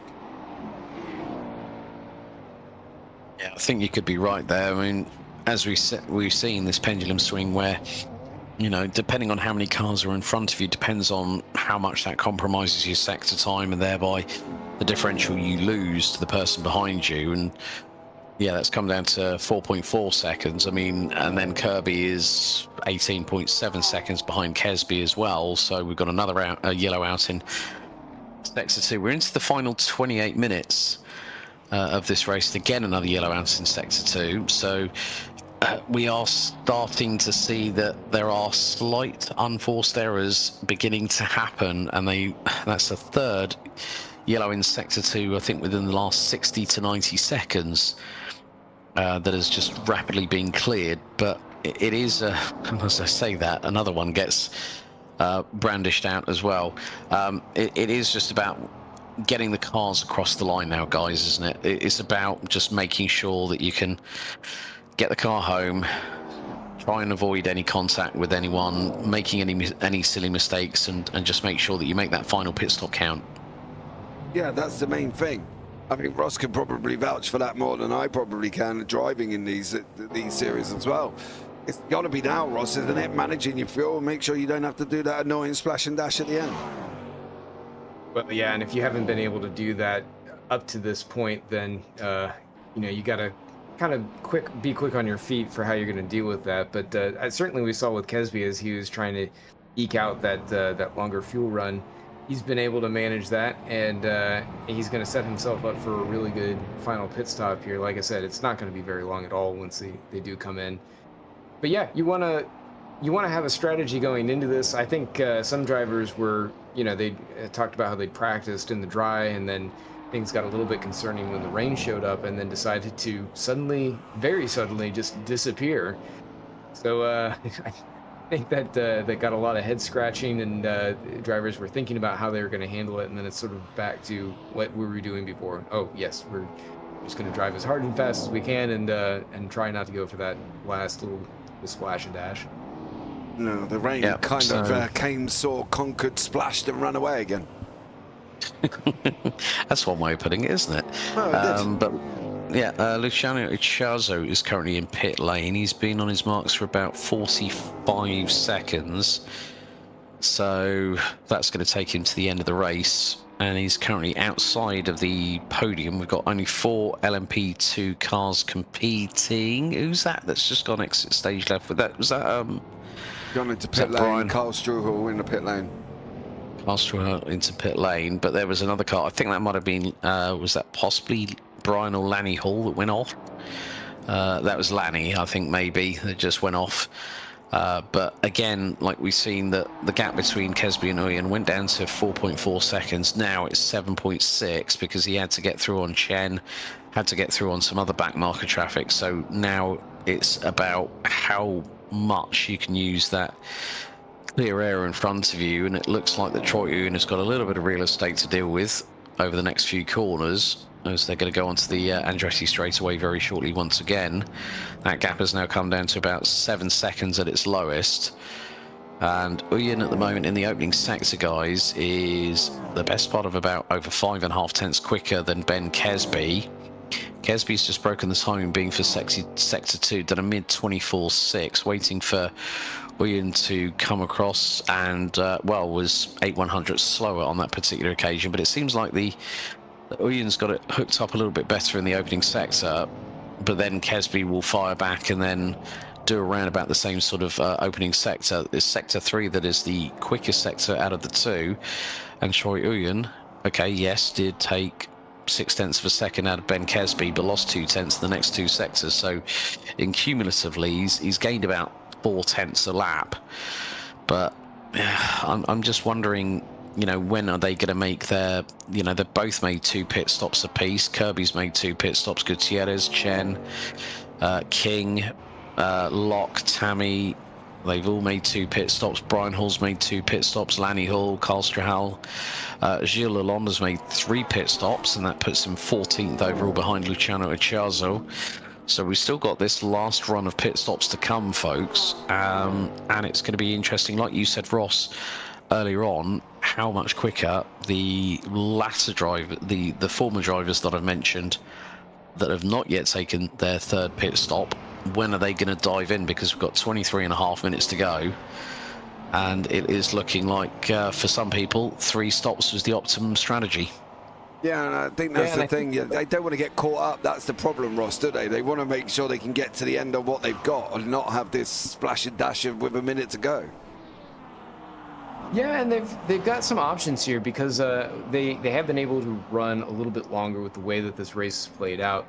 They can kind of pick and choose when they're going to come in. So if you're in a spot where maybe you're stuck behind somebody, like, you know, Stephen Miller or something like that, where, you know, cork in the bottle and you can't get past, you might decide, like, all right, I'm going to head off early. I'm just going to get this done and out of the way so I can get away from this guy and start improving my lap times. I mean, you see it all the time in real life with the way they're able to split it up and do some of their strategies. So CTMP kind of offers a little bit of that option here, especially later on in the race, and, you know, possibly early on in the race. You know, I wasn't seeing too many going a bit off strategy with some of that, but I think as we come to the end here, we're going to see a little bit more of a split up amongst the ranks in terms of how that's going. As we see, I think that was Brian Hall diving in right now.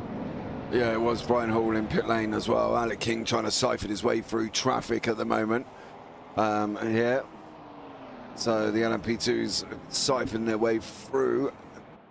It's not Michael Lott they've got behind him, and it's not JT Tammy either. I think that might be Luciano Chazu, who's a lap down on Alec King at the moment. There's a big puff of smoke on the inside there as well for due to the gravel.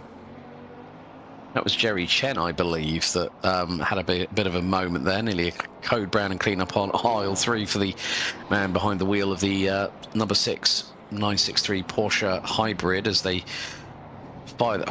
Jerry Chen just launched it over the curbing right in front of James Powders in the 912, the number 912 Porsche 911 GT3R. This is where we're seeing some drivers getting a bit robust, let's say, in their decision making, and Jerry Chen being one of them here. Yeah, he is at the moment. It's coming right near the end of the race as well, though, isn't it? That's the thing. We've got 21 minutes to go, Ross, and these guys are trying to make up as much space and as much time as they can now. Yeah, and speaking of James, I have to say, you know, hats off to James Bowders after that miserable start from that just very tiny incident that went downhill, and he just T-boned into the side of Tom Nacella. He stuck with it. I mean, he's running in the back of the field, but he's going to keep going. You know, he's going to put in his laps. He's going to be probably coming 5th in the AMs for GT3, but you know, it's such a great spirit for the racing and the community. You love to see it, despite the fact you know that it's been a suffer and struggle throughout the entire race. But you know, you love to see it that they're going to stick with it, and you know, maybe learn a couple things if you can. Just pick up something. Maybe you figure a few things out with the way that the car behaves, and you can take that into the next race where you have a little bit more of a chance to score some good points. Yeah, I mean, also by getting to the checkered flag, he will also score points as well as we head into the final 20 minutes here at the 1.5 hours at Mosport for round 7 of the 2025 NARS Virtual Modern Sports Car Championship here at just 75 kilometers east of Toronto in Ontario, Canada. Ben Kesby leads the way as Troy Uyen comes in for his final pit stop and just at the 20-minute mark to go. So Ben Kesby leads after 63 laps of racing around this 2.5 mile circuit. Dan Kirby in second, Troy Uyen currently in P3, ahead of Johnny Gutierrez. Jerry Chen has come in for his third and final pit stop, it looks like, on the, and he is a lap down. Alec King leads the LMP2 class, ahead of Michael Lock and JT Tammy, who ran at the top 3 in the category. In terms of Hypercar AM, Carl Strahal leads Lanny Hall by about 8.2 seconds. Lanny Hall is coming for 3 pit stops, Strahal only 2 so far. Paul Ibbotson leads not just LMGT3 AM, but also LMGT3 overall by nearly 8 seconds ahead of Ryan Paulbert Reyes, who's been in for his second pit stop of the evening. Stephen Miller second in LMGT3 AM, third overall in the class.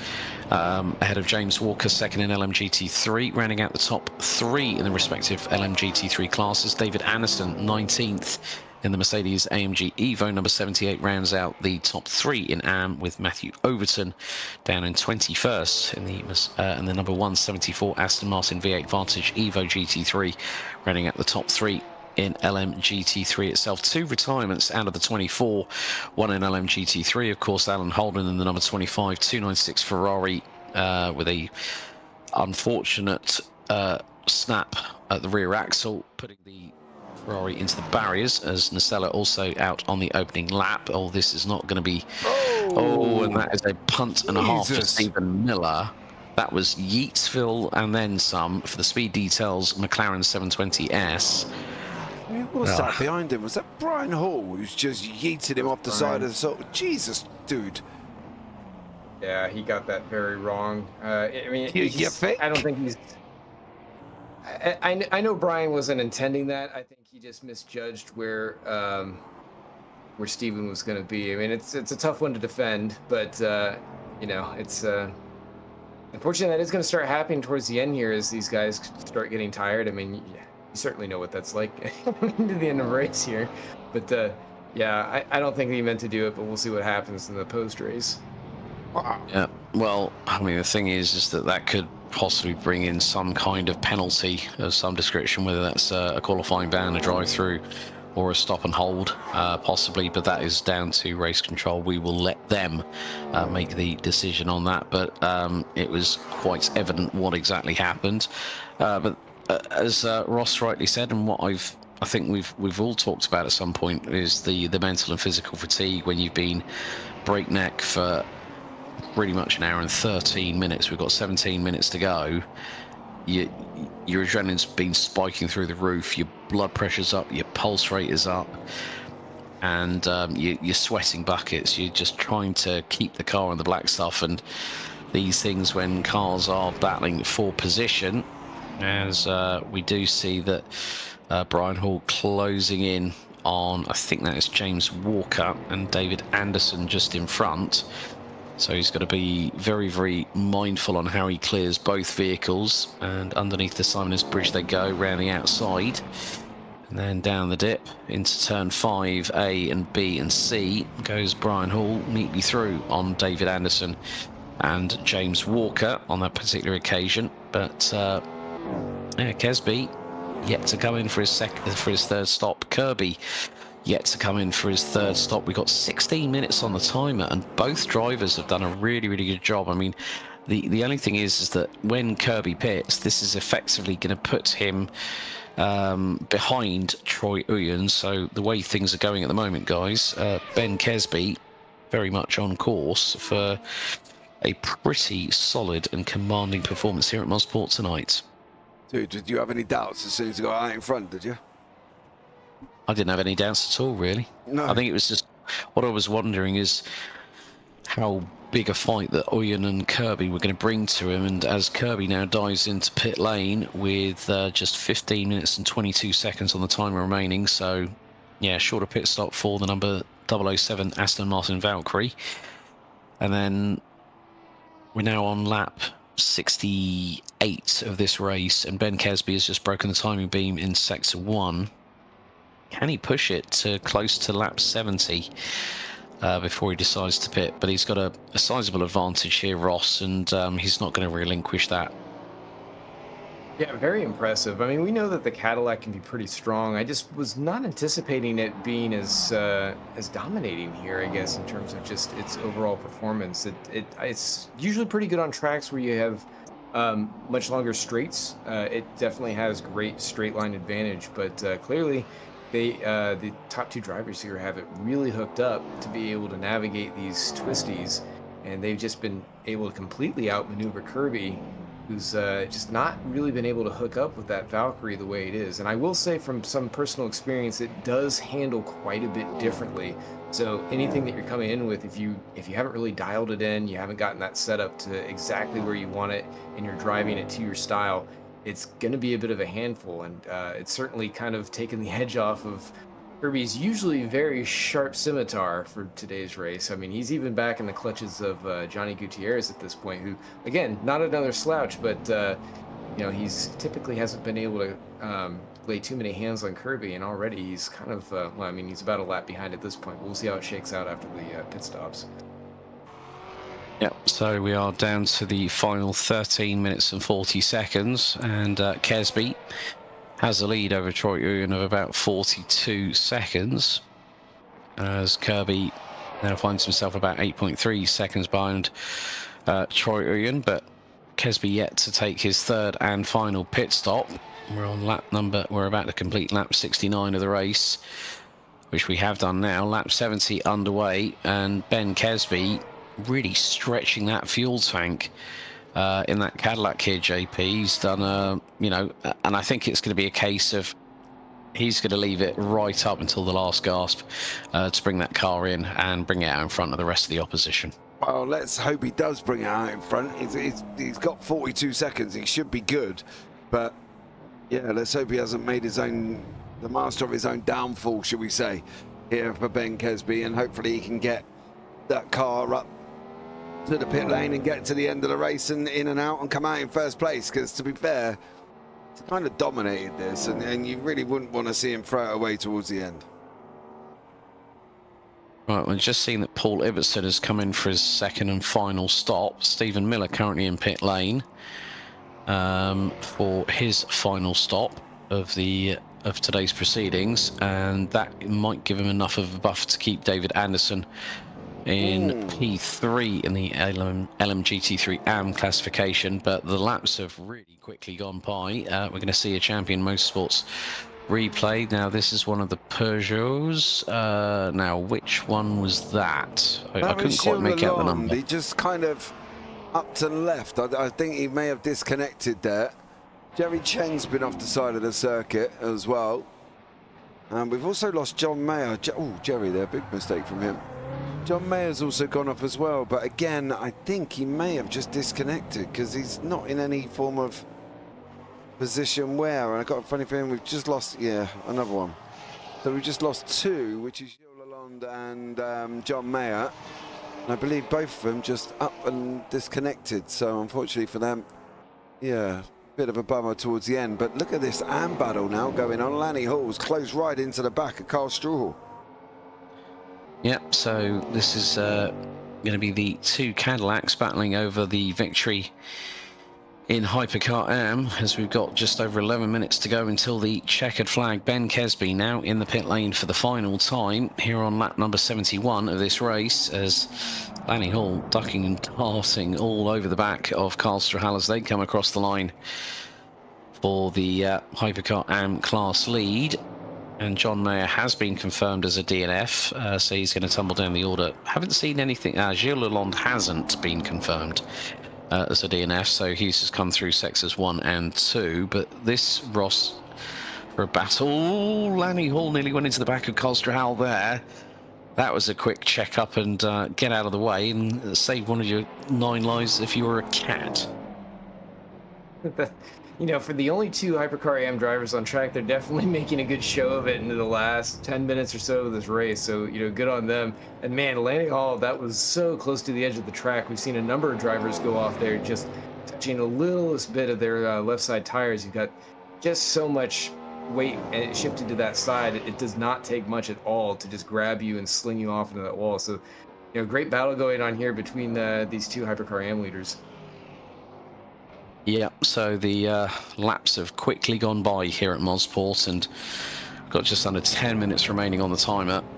As Strahallen Hall once again split by about half a second coming across the line there.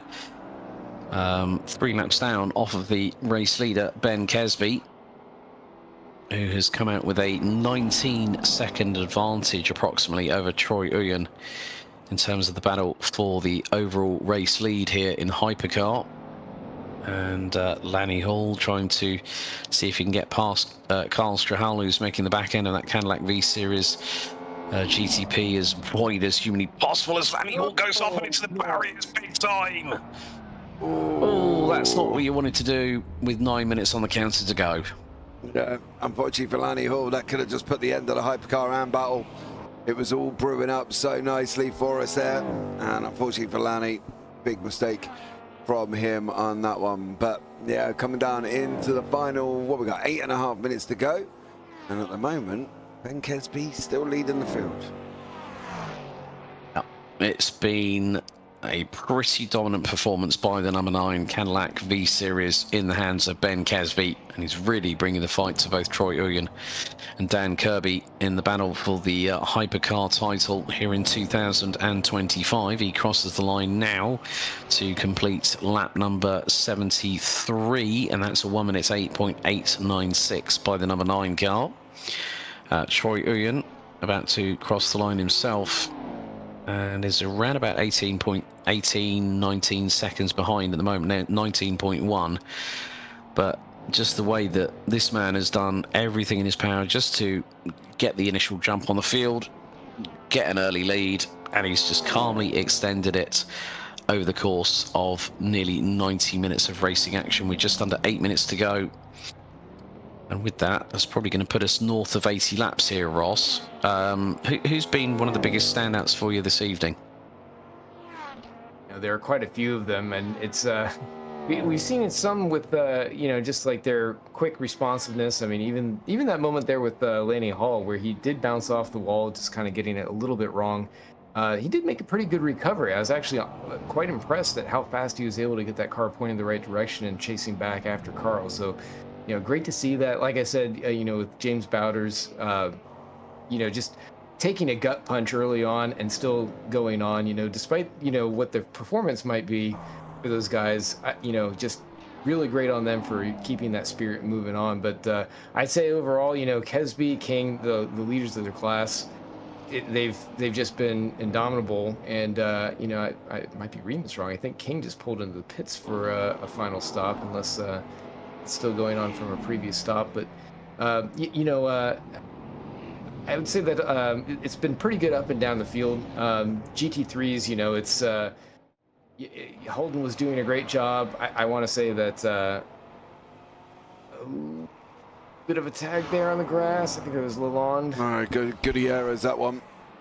Oh no, this was Gilles Lalonde's moment, but unfortunately had moments towards over the last couple of minutes that he just runs wide onto the tarmac. But unfortunately for Johnny Gutierrez, he got it a little bit wrong over the curb. He started going on the grass, over the curb, plateaued the car, and then unfortunately round he went and into the wall for Johnny Gutierrez. So unfortunately that's his little bit of drama right towards the end.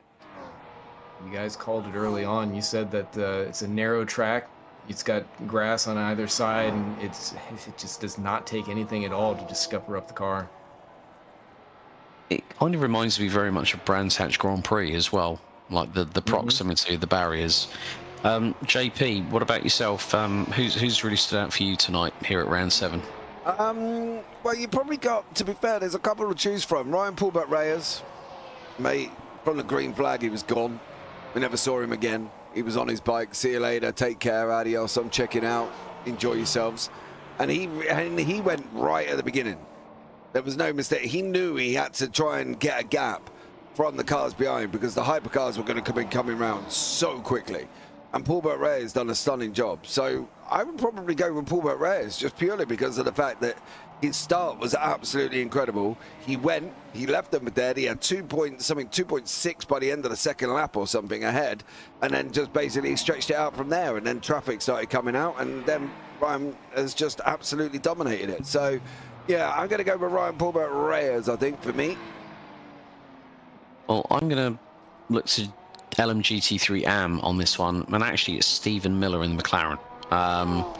When he kept James Walker for so many laps behind him, when you called him the cork in the proverbial bottle, JP, you know, like he's showing that he's improving race on race. And okay, yes, he might be the best part of nearly a minute behind Paul Iverson, who I also have to give a sort of like an honourable mention to, because he's had, you know, he had a really good start to the season, then it all went downhill from there, and now he's come fighting back and he's leading the LMGT3 AM class. But I think Stephen Miller for me has been one of the standouts. Just like, if you can keep James Walker behind you, you can keep anyone behind you, especially if you can make the McLaren as wide as humanly possible. So a big shout out there for Stephen Miller. But we've got 4 minutes to go, and Ben Kesby is about to complete lap number 77 very shortly. So we could be on course for maybe 81 laps here of Mosport, and that's a lot of mileage to. That's probably the best part of. Oh, Alex trying to do maths at stupid o'clock in the morning in the UK, know, ladies and I gentlemen. know. Go on, mate. I'm gonna get out. Wait. I'm gonna get out the calculator. I was going to say, I don't think that's going to be mental that you're going to get that done. What we got? Nearly 200 miles if Ben Kesby completes 81 laps of this circuit. So that's quite a lot of distance when you think about it, but a lot of laps to make up that distance. But yeah, some really good shout outs there, guys. I mean, I'd like to hear from you all in chat as to, you know, who's sort of caught your attention here this evening at round 7 out of 11 for the 2025 NARS Virtual Modern Sports Car Championship here at Mosport. But yeah, Ryan Paulbert Reyes, this is exactly what he needed, and obviously he won't have liked the fact that poor Alan Holden, who's basically said that, yeah, I think there's going to be a lot of decisions made ready ahead of Road America, and I was quite intrigued when he said the word Lexus. Yeah, I'm not quite sure that would have been my first choice. I'm not going to lie. It's a fast car, you know, and it's kind of like I was talking about with some of the balancing from before. It feels a little bit heavy. It's got that front engine and that rear-wheel drive, so it can stay pretty balanced. You know, you can hustle it through some of the corners and drive it a bit Mario Kart style, be able to get it to move about. So, you know, if it works for you, and we've seen Peter Meyer be able to use it, so, you know, I think he could probably make it work.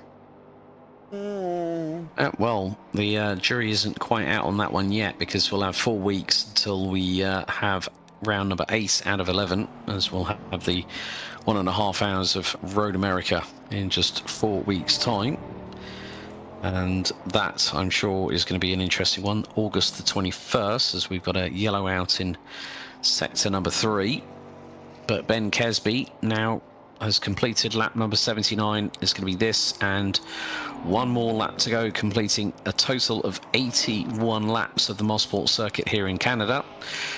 And, well, what can you say about what this man has done tonight? It's going to be another well-deserved win for Ben Kesby. He's just kept it nice and calm here, JP, and he's just managed the situation as it's presented itself front and centre to him.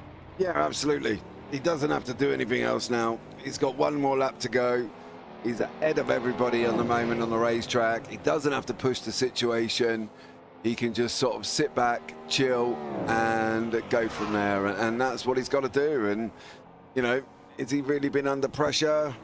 Yeah, maybe through the early stages, but other than that, not really. And that's the thing. I think that Kesby's kind of had it all his own way. He's lapped everybody up to Dan Kirby in that class, and yeah, no, just done about his business. And final lap now for Ben Kesby. So on to lap 81 here at Mosport, and Ben Kesby has led every single lap from the moment we went green just under 90 minutes ago. This man has really brought himself into the hypercar title fight here in 2025. And it's been calm and effortless from this man here, Ross, as he kicks up a little bit of grass going into turn 5A. as we hit 0 on the timer, there's not enough superlatives to talk about what this man has achieved here tonight. Yeah, he's put together a stellar job on track. I think I just saw Luciano Yeah, he did. Chazo having a moment with one of the hypercars. I think it might have been Lanny Hall. Yeah, you Coming have. right to the end here. I was just waiting for Kesby to get over the line, dude. But yeah, excellent drive by him. You know, King's been doing a great job. Walker, you know, putting on a clinic. It was certainly not in the bag. And then Ibbotson coming out from nowhere to be able to take that win away in the GT3 AMs. So Ben Kesby picks up the victory here in round 7 of 11 for the 2025 NARS Virtual Modern Sports Car Championship here at Mosport in Canada. Alec King on course to picking up another win. This will be his 5th of the season so far, the number 84 in the LMP2 class. He also has led the category from lights out here in Canada, and he's firing his way through the final couple of corners and heading into the S's for the final time. David Anderson had a slow crawl there as Alec King comes out of the final corner through turn 10. He picks up the win in the LMP2 category, but there, what has happened there? Now, was that Carl Strahal that's just dived into pit lane? Yes, it is. Yeah, they're all going back. They're all the ones that have finished at the moment. They've all come over the line pretty much close together. I am interested to know why James Walker is showing the winner of the GT3 Pro. Interesting, because yeah, that's put him as the race winner ahead of Ryan Paulbert Reyes. That's very, very interesting indeed. I don't really know. Reyes did he have a... Unless he's had a penalty. I can't see anything, but let's do the results. And we'll have a look from there. Okay, so Ben Kesby takes the win here for round 7 in the hypercar class, ahead of Troy Uyen and Daniel Kerbu, Johnny Gutierrez and Jerry Chen rounding out the top 5. Alec King wins in LMP2 ahead of Michael Lock and JT Tammy, who ran out the top 3 in the class. Brian Hall 9th overall in hypercar. Lanny Hall confirmed as the race winner for Hypercar M ahead of Carl Strahal. And it's Luciano Ichazo, Gilles Lalonde, James Walker as the race winner for LMGT3 ahead of Ryan Paulbert Reyes. Paul Ibbotson picks up the win ahead of Stephen Miller and Max Sutherland in the LMGT3 AM category. Matthew Overton and David Anderson rounding out the top 20 overall. Anderson having DNF'd actually right at the end. John Mayer 21st, ahead of James Bowders, Alan Holden and Tom Nasella, who was unfortunately eliminated through contact on the opening lap of the race itself. Well, an exciting round here to conclude round number 7. We have got some drivers waiting for us. We're going to make these interviews as brief as humanly possible. So first of all, we're going to go to our overall race winner. Let's bring in Ben Kesby. Ben, welcome in for the post-race interview show. Firstly, congratulations on the victory here at Mosport. Lights out to checkered. How are you feeling? Tired, very tired. I've gone close to 21 hours, no sleep, so we'll okay, well, we'll keep this interview as short as possible. Not much to say, to be honest. No, but stellar job there, my friend. Apart from feeling absolutely knackered with a lack of sleep, you must be pretty happy with that one. Yeah, it was nice. I was a bit concerned because I picked the wet setup, assuming there was going to be rain. Never came, so the car was a little bit twitchy for the race, but can't complain too much. And final thoughts ahead of Road America in 4 weeks on August 21st, because that'll be our next battleground for round 8. Yeah, hopefully just keep it going, keep the momentum going, and yeah, hopefully get to the top of the table. I think we're pretty close now, the 3 of us, me, Troy, and Kirby are going to be pretty much equal. So yeah. Well done on the victory here for round 7, Ben. Anyone you want to give a shout out to before we let you go? Just everyone that runs and hosts this, as always. Thank you. Brilliant. Well done, Ben. Congratulations, and we'll see you at round 8 at Road America. Cheers, guys. Okay, so firstly, a big thank you there to Ben Kesby. Let's bring in our LMP2 class winner. 5 wins this season. Welcome in, Alec King. How you doing, buddy? Doing good, guys. How are you guys doing? Not too bad. Little weathered, but never mind. But a pretty good performance by yourself. A couple of moments going through the complex that turns 5A to C, where you seem to do a rallycross Joker style lap there. But nevertheless, a pretty good performance to wrap up your 5th win of the season. Yeah, no, it was a good race tonight. I was a little worried coming in. I really didn't get any practice this week. I've been trying to get the real life race car ready for us to go race at Daytona next weekend. So I've had little to no practice coming in. I got in, did about 5 laps last night, and then the little bit I got before the session started today. So yeah, I had a couple of those moments down through 5A and 5B up at the top, just going off a little bit. It was just me misjudging the braking zone. I was still kind of trying to figure it out at race pace with fuel saving and stuff a little bit. Had a couple of those little moments, but other than that, just kept it clean. My main goal this race was just to be smart through traffic. James remembers from last year, I had a pretty dumb incident and took myself out as long as Brian Hall out. We talked about that. Yeah, so this race, I was like, I don't want to be made into a meme again. So I just tried to be smart, be safe. So I'm just happy to get the win again. I was a little bit nervous because I didn't know strategy for fuel, and I saw that JT was trying to do the race on only doing 3 stops instead of the 4, and so I started stressing a little bit about that. But I kind of saw at the end how big of a gap that I was able to pull, and was feeling pretty strong. So the car felt great. We got a good setup together, and yeah, now just really happy with the result we were able to come home with tonight. Well, congratulations once again for the 5th time being on victory lane here, Alec King. Alec, one question. How are you feeling ahead of Road America in 4 weeks on August 21st for round 8? Really excited for Road America. Road America is a pretty fun track. We did it this year for a test race, and I felt really strong. I feel like we have a really good setup already that can definitely go through and put some time in and tweak up a little bit. But it's one of my favorite tracks. It's it's really fast. The hypercars are able to pull away a little bit more there, but through some of the twisty bits, it's fun because you can get right up to their bumper just with how the speed disparity is. So. But looking forward to it. We've got a couple other good races coming to the end of the year. Excited for Road America, Road Atlanta, Indianapolis. I'm kind of on the fence about, but round I'm really looking forward to is VIR to end off the year. That's one of my favorite tracks, and we're gonna try and do a little throwback round for VIR. So we'll try and get everybody to make some old IMSA liveries and have a good time with it. Sounds good to me. Anyone you'd like to give a shout out to before we let you go, Alec? Just the whole Champion Motorsports crew. Preston McNair for not being here tonight because he's working on my race car right now. So he told me to get out of the shop. He said, my job is to drive the car and look pretty, and I can't drive the car and I don't look pretty right now. So he told me to leave. So that's why I made it to the race tonight. But no, him for taking care of everything. Our whole group we've got going on here. Everybody at CMS, Ross and Matthew for putting all this stuff together. You guys for commentating, and just the whole community. So thank you to my grandparents. I know they're watching right now. And yeah, just thank you to everybody. Brilliant, Alec. We'll see you in 4 weeks' time for round 8 at Road America. Thank you, guys. You have a good night.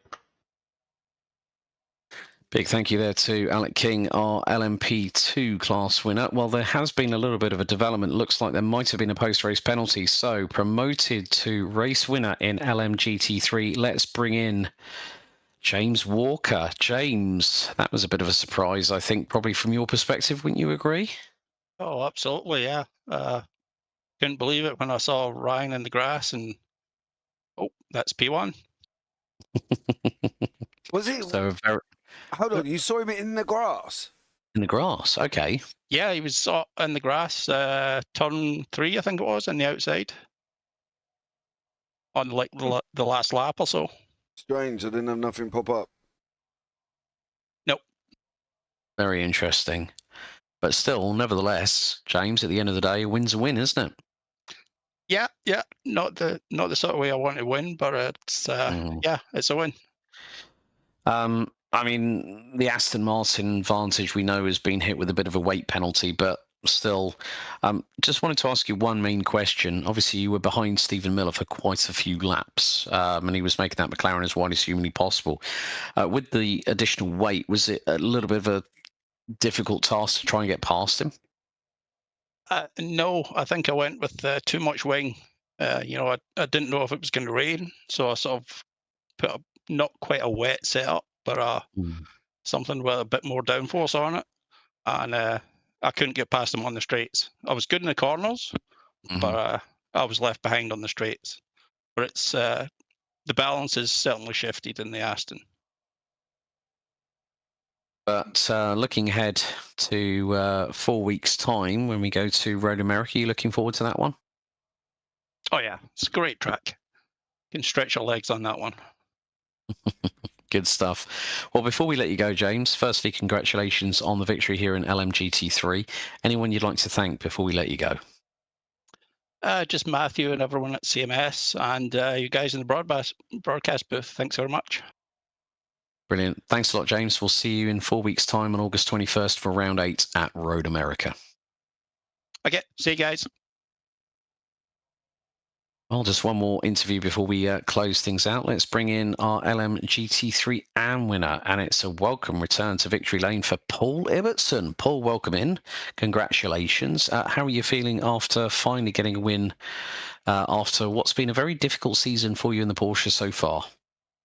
Yeah, it's been a long time. I may have got a win a long time ago. I can't remember now, but I know the last couple races, my luck wasn't too good. So yeah, it felt good for everything to go right for once.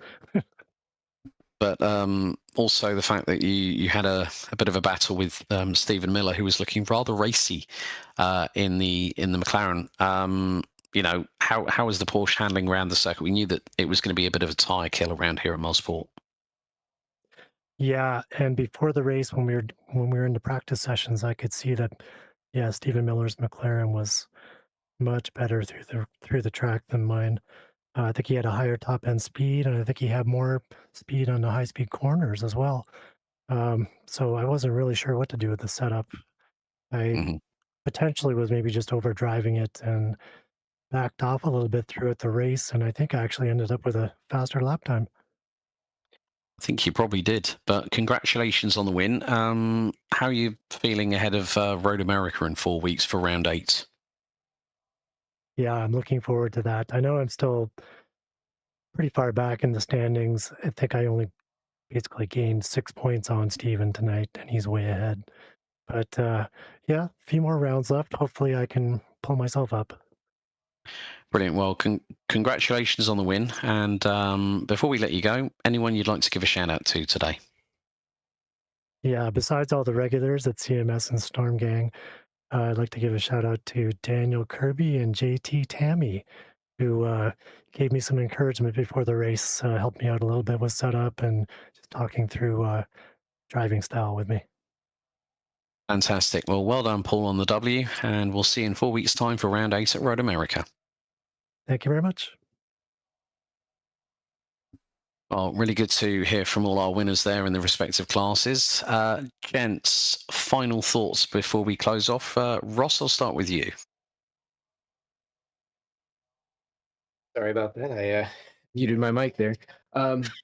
Yeah, and it's another Canadian tire for sure in the books. It's a roller coaster that we know up in the north. It's we had a lot of fast paced action and lots of close calls. Fortunately, it wasn't too bad. The rain held off, so drivers were able to really go around with a little bit less anxiety. But it kind of sets the stage as we get ready for the next round of Road America. And James? Yeah, well, we were bigging up Matthew Overton, and then he went and dunked it into the wall, didn't he? You know what I mean? And went and hit the wall. So I suppose Yes, he did. Oh, hello, Matt. I didn't realise you were in here. There as well. I was just picking you up. I was like, go on, Matt, in third place. And then a couple of laps later, you went and binned it in the wall there, son. What did you do? Run out of nerves? I caught the arrow of the hyper, didn't adjust, and it just coming over the hill there just let me wind out into the wall, and there was nothing I could do about it. I was very annoyed with myself. Well, there you go. It was all good, though. Good race for me, Alex. I'm looking forward to the next one, seeing how these drivers get on.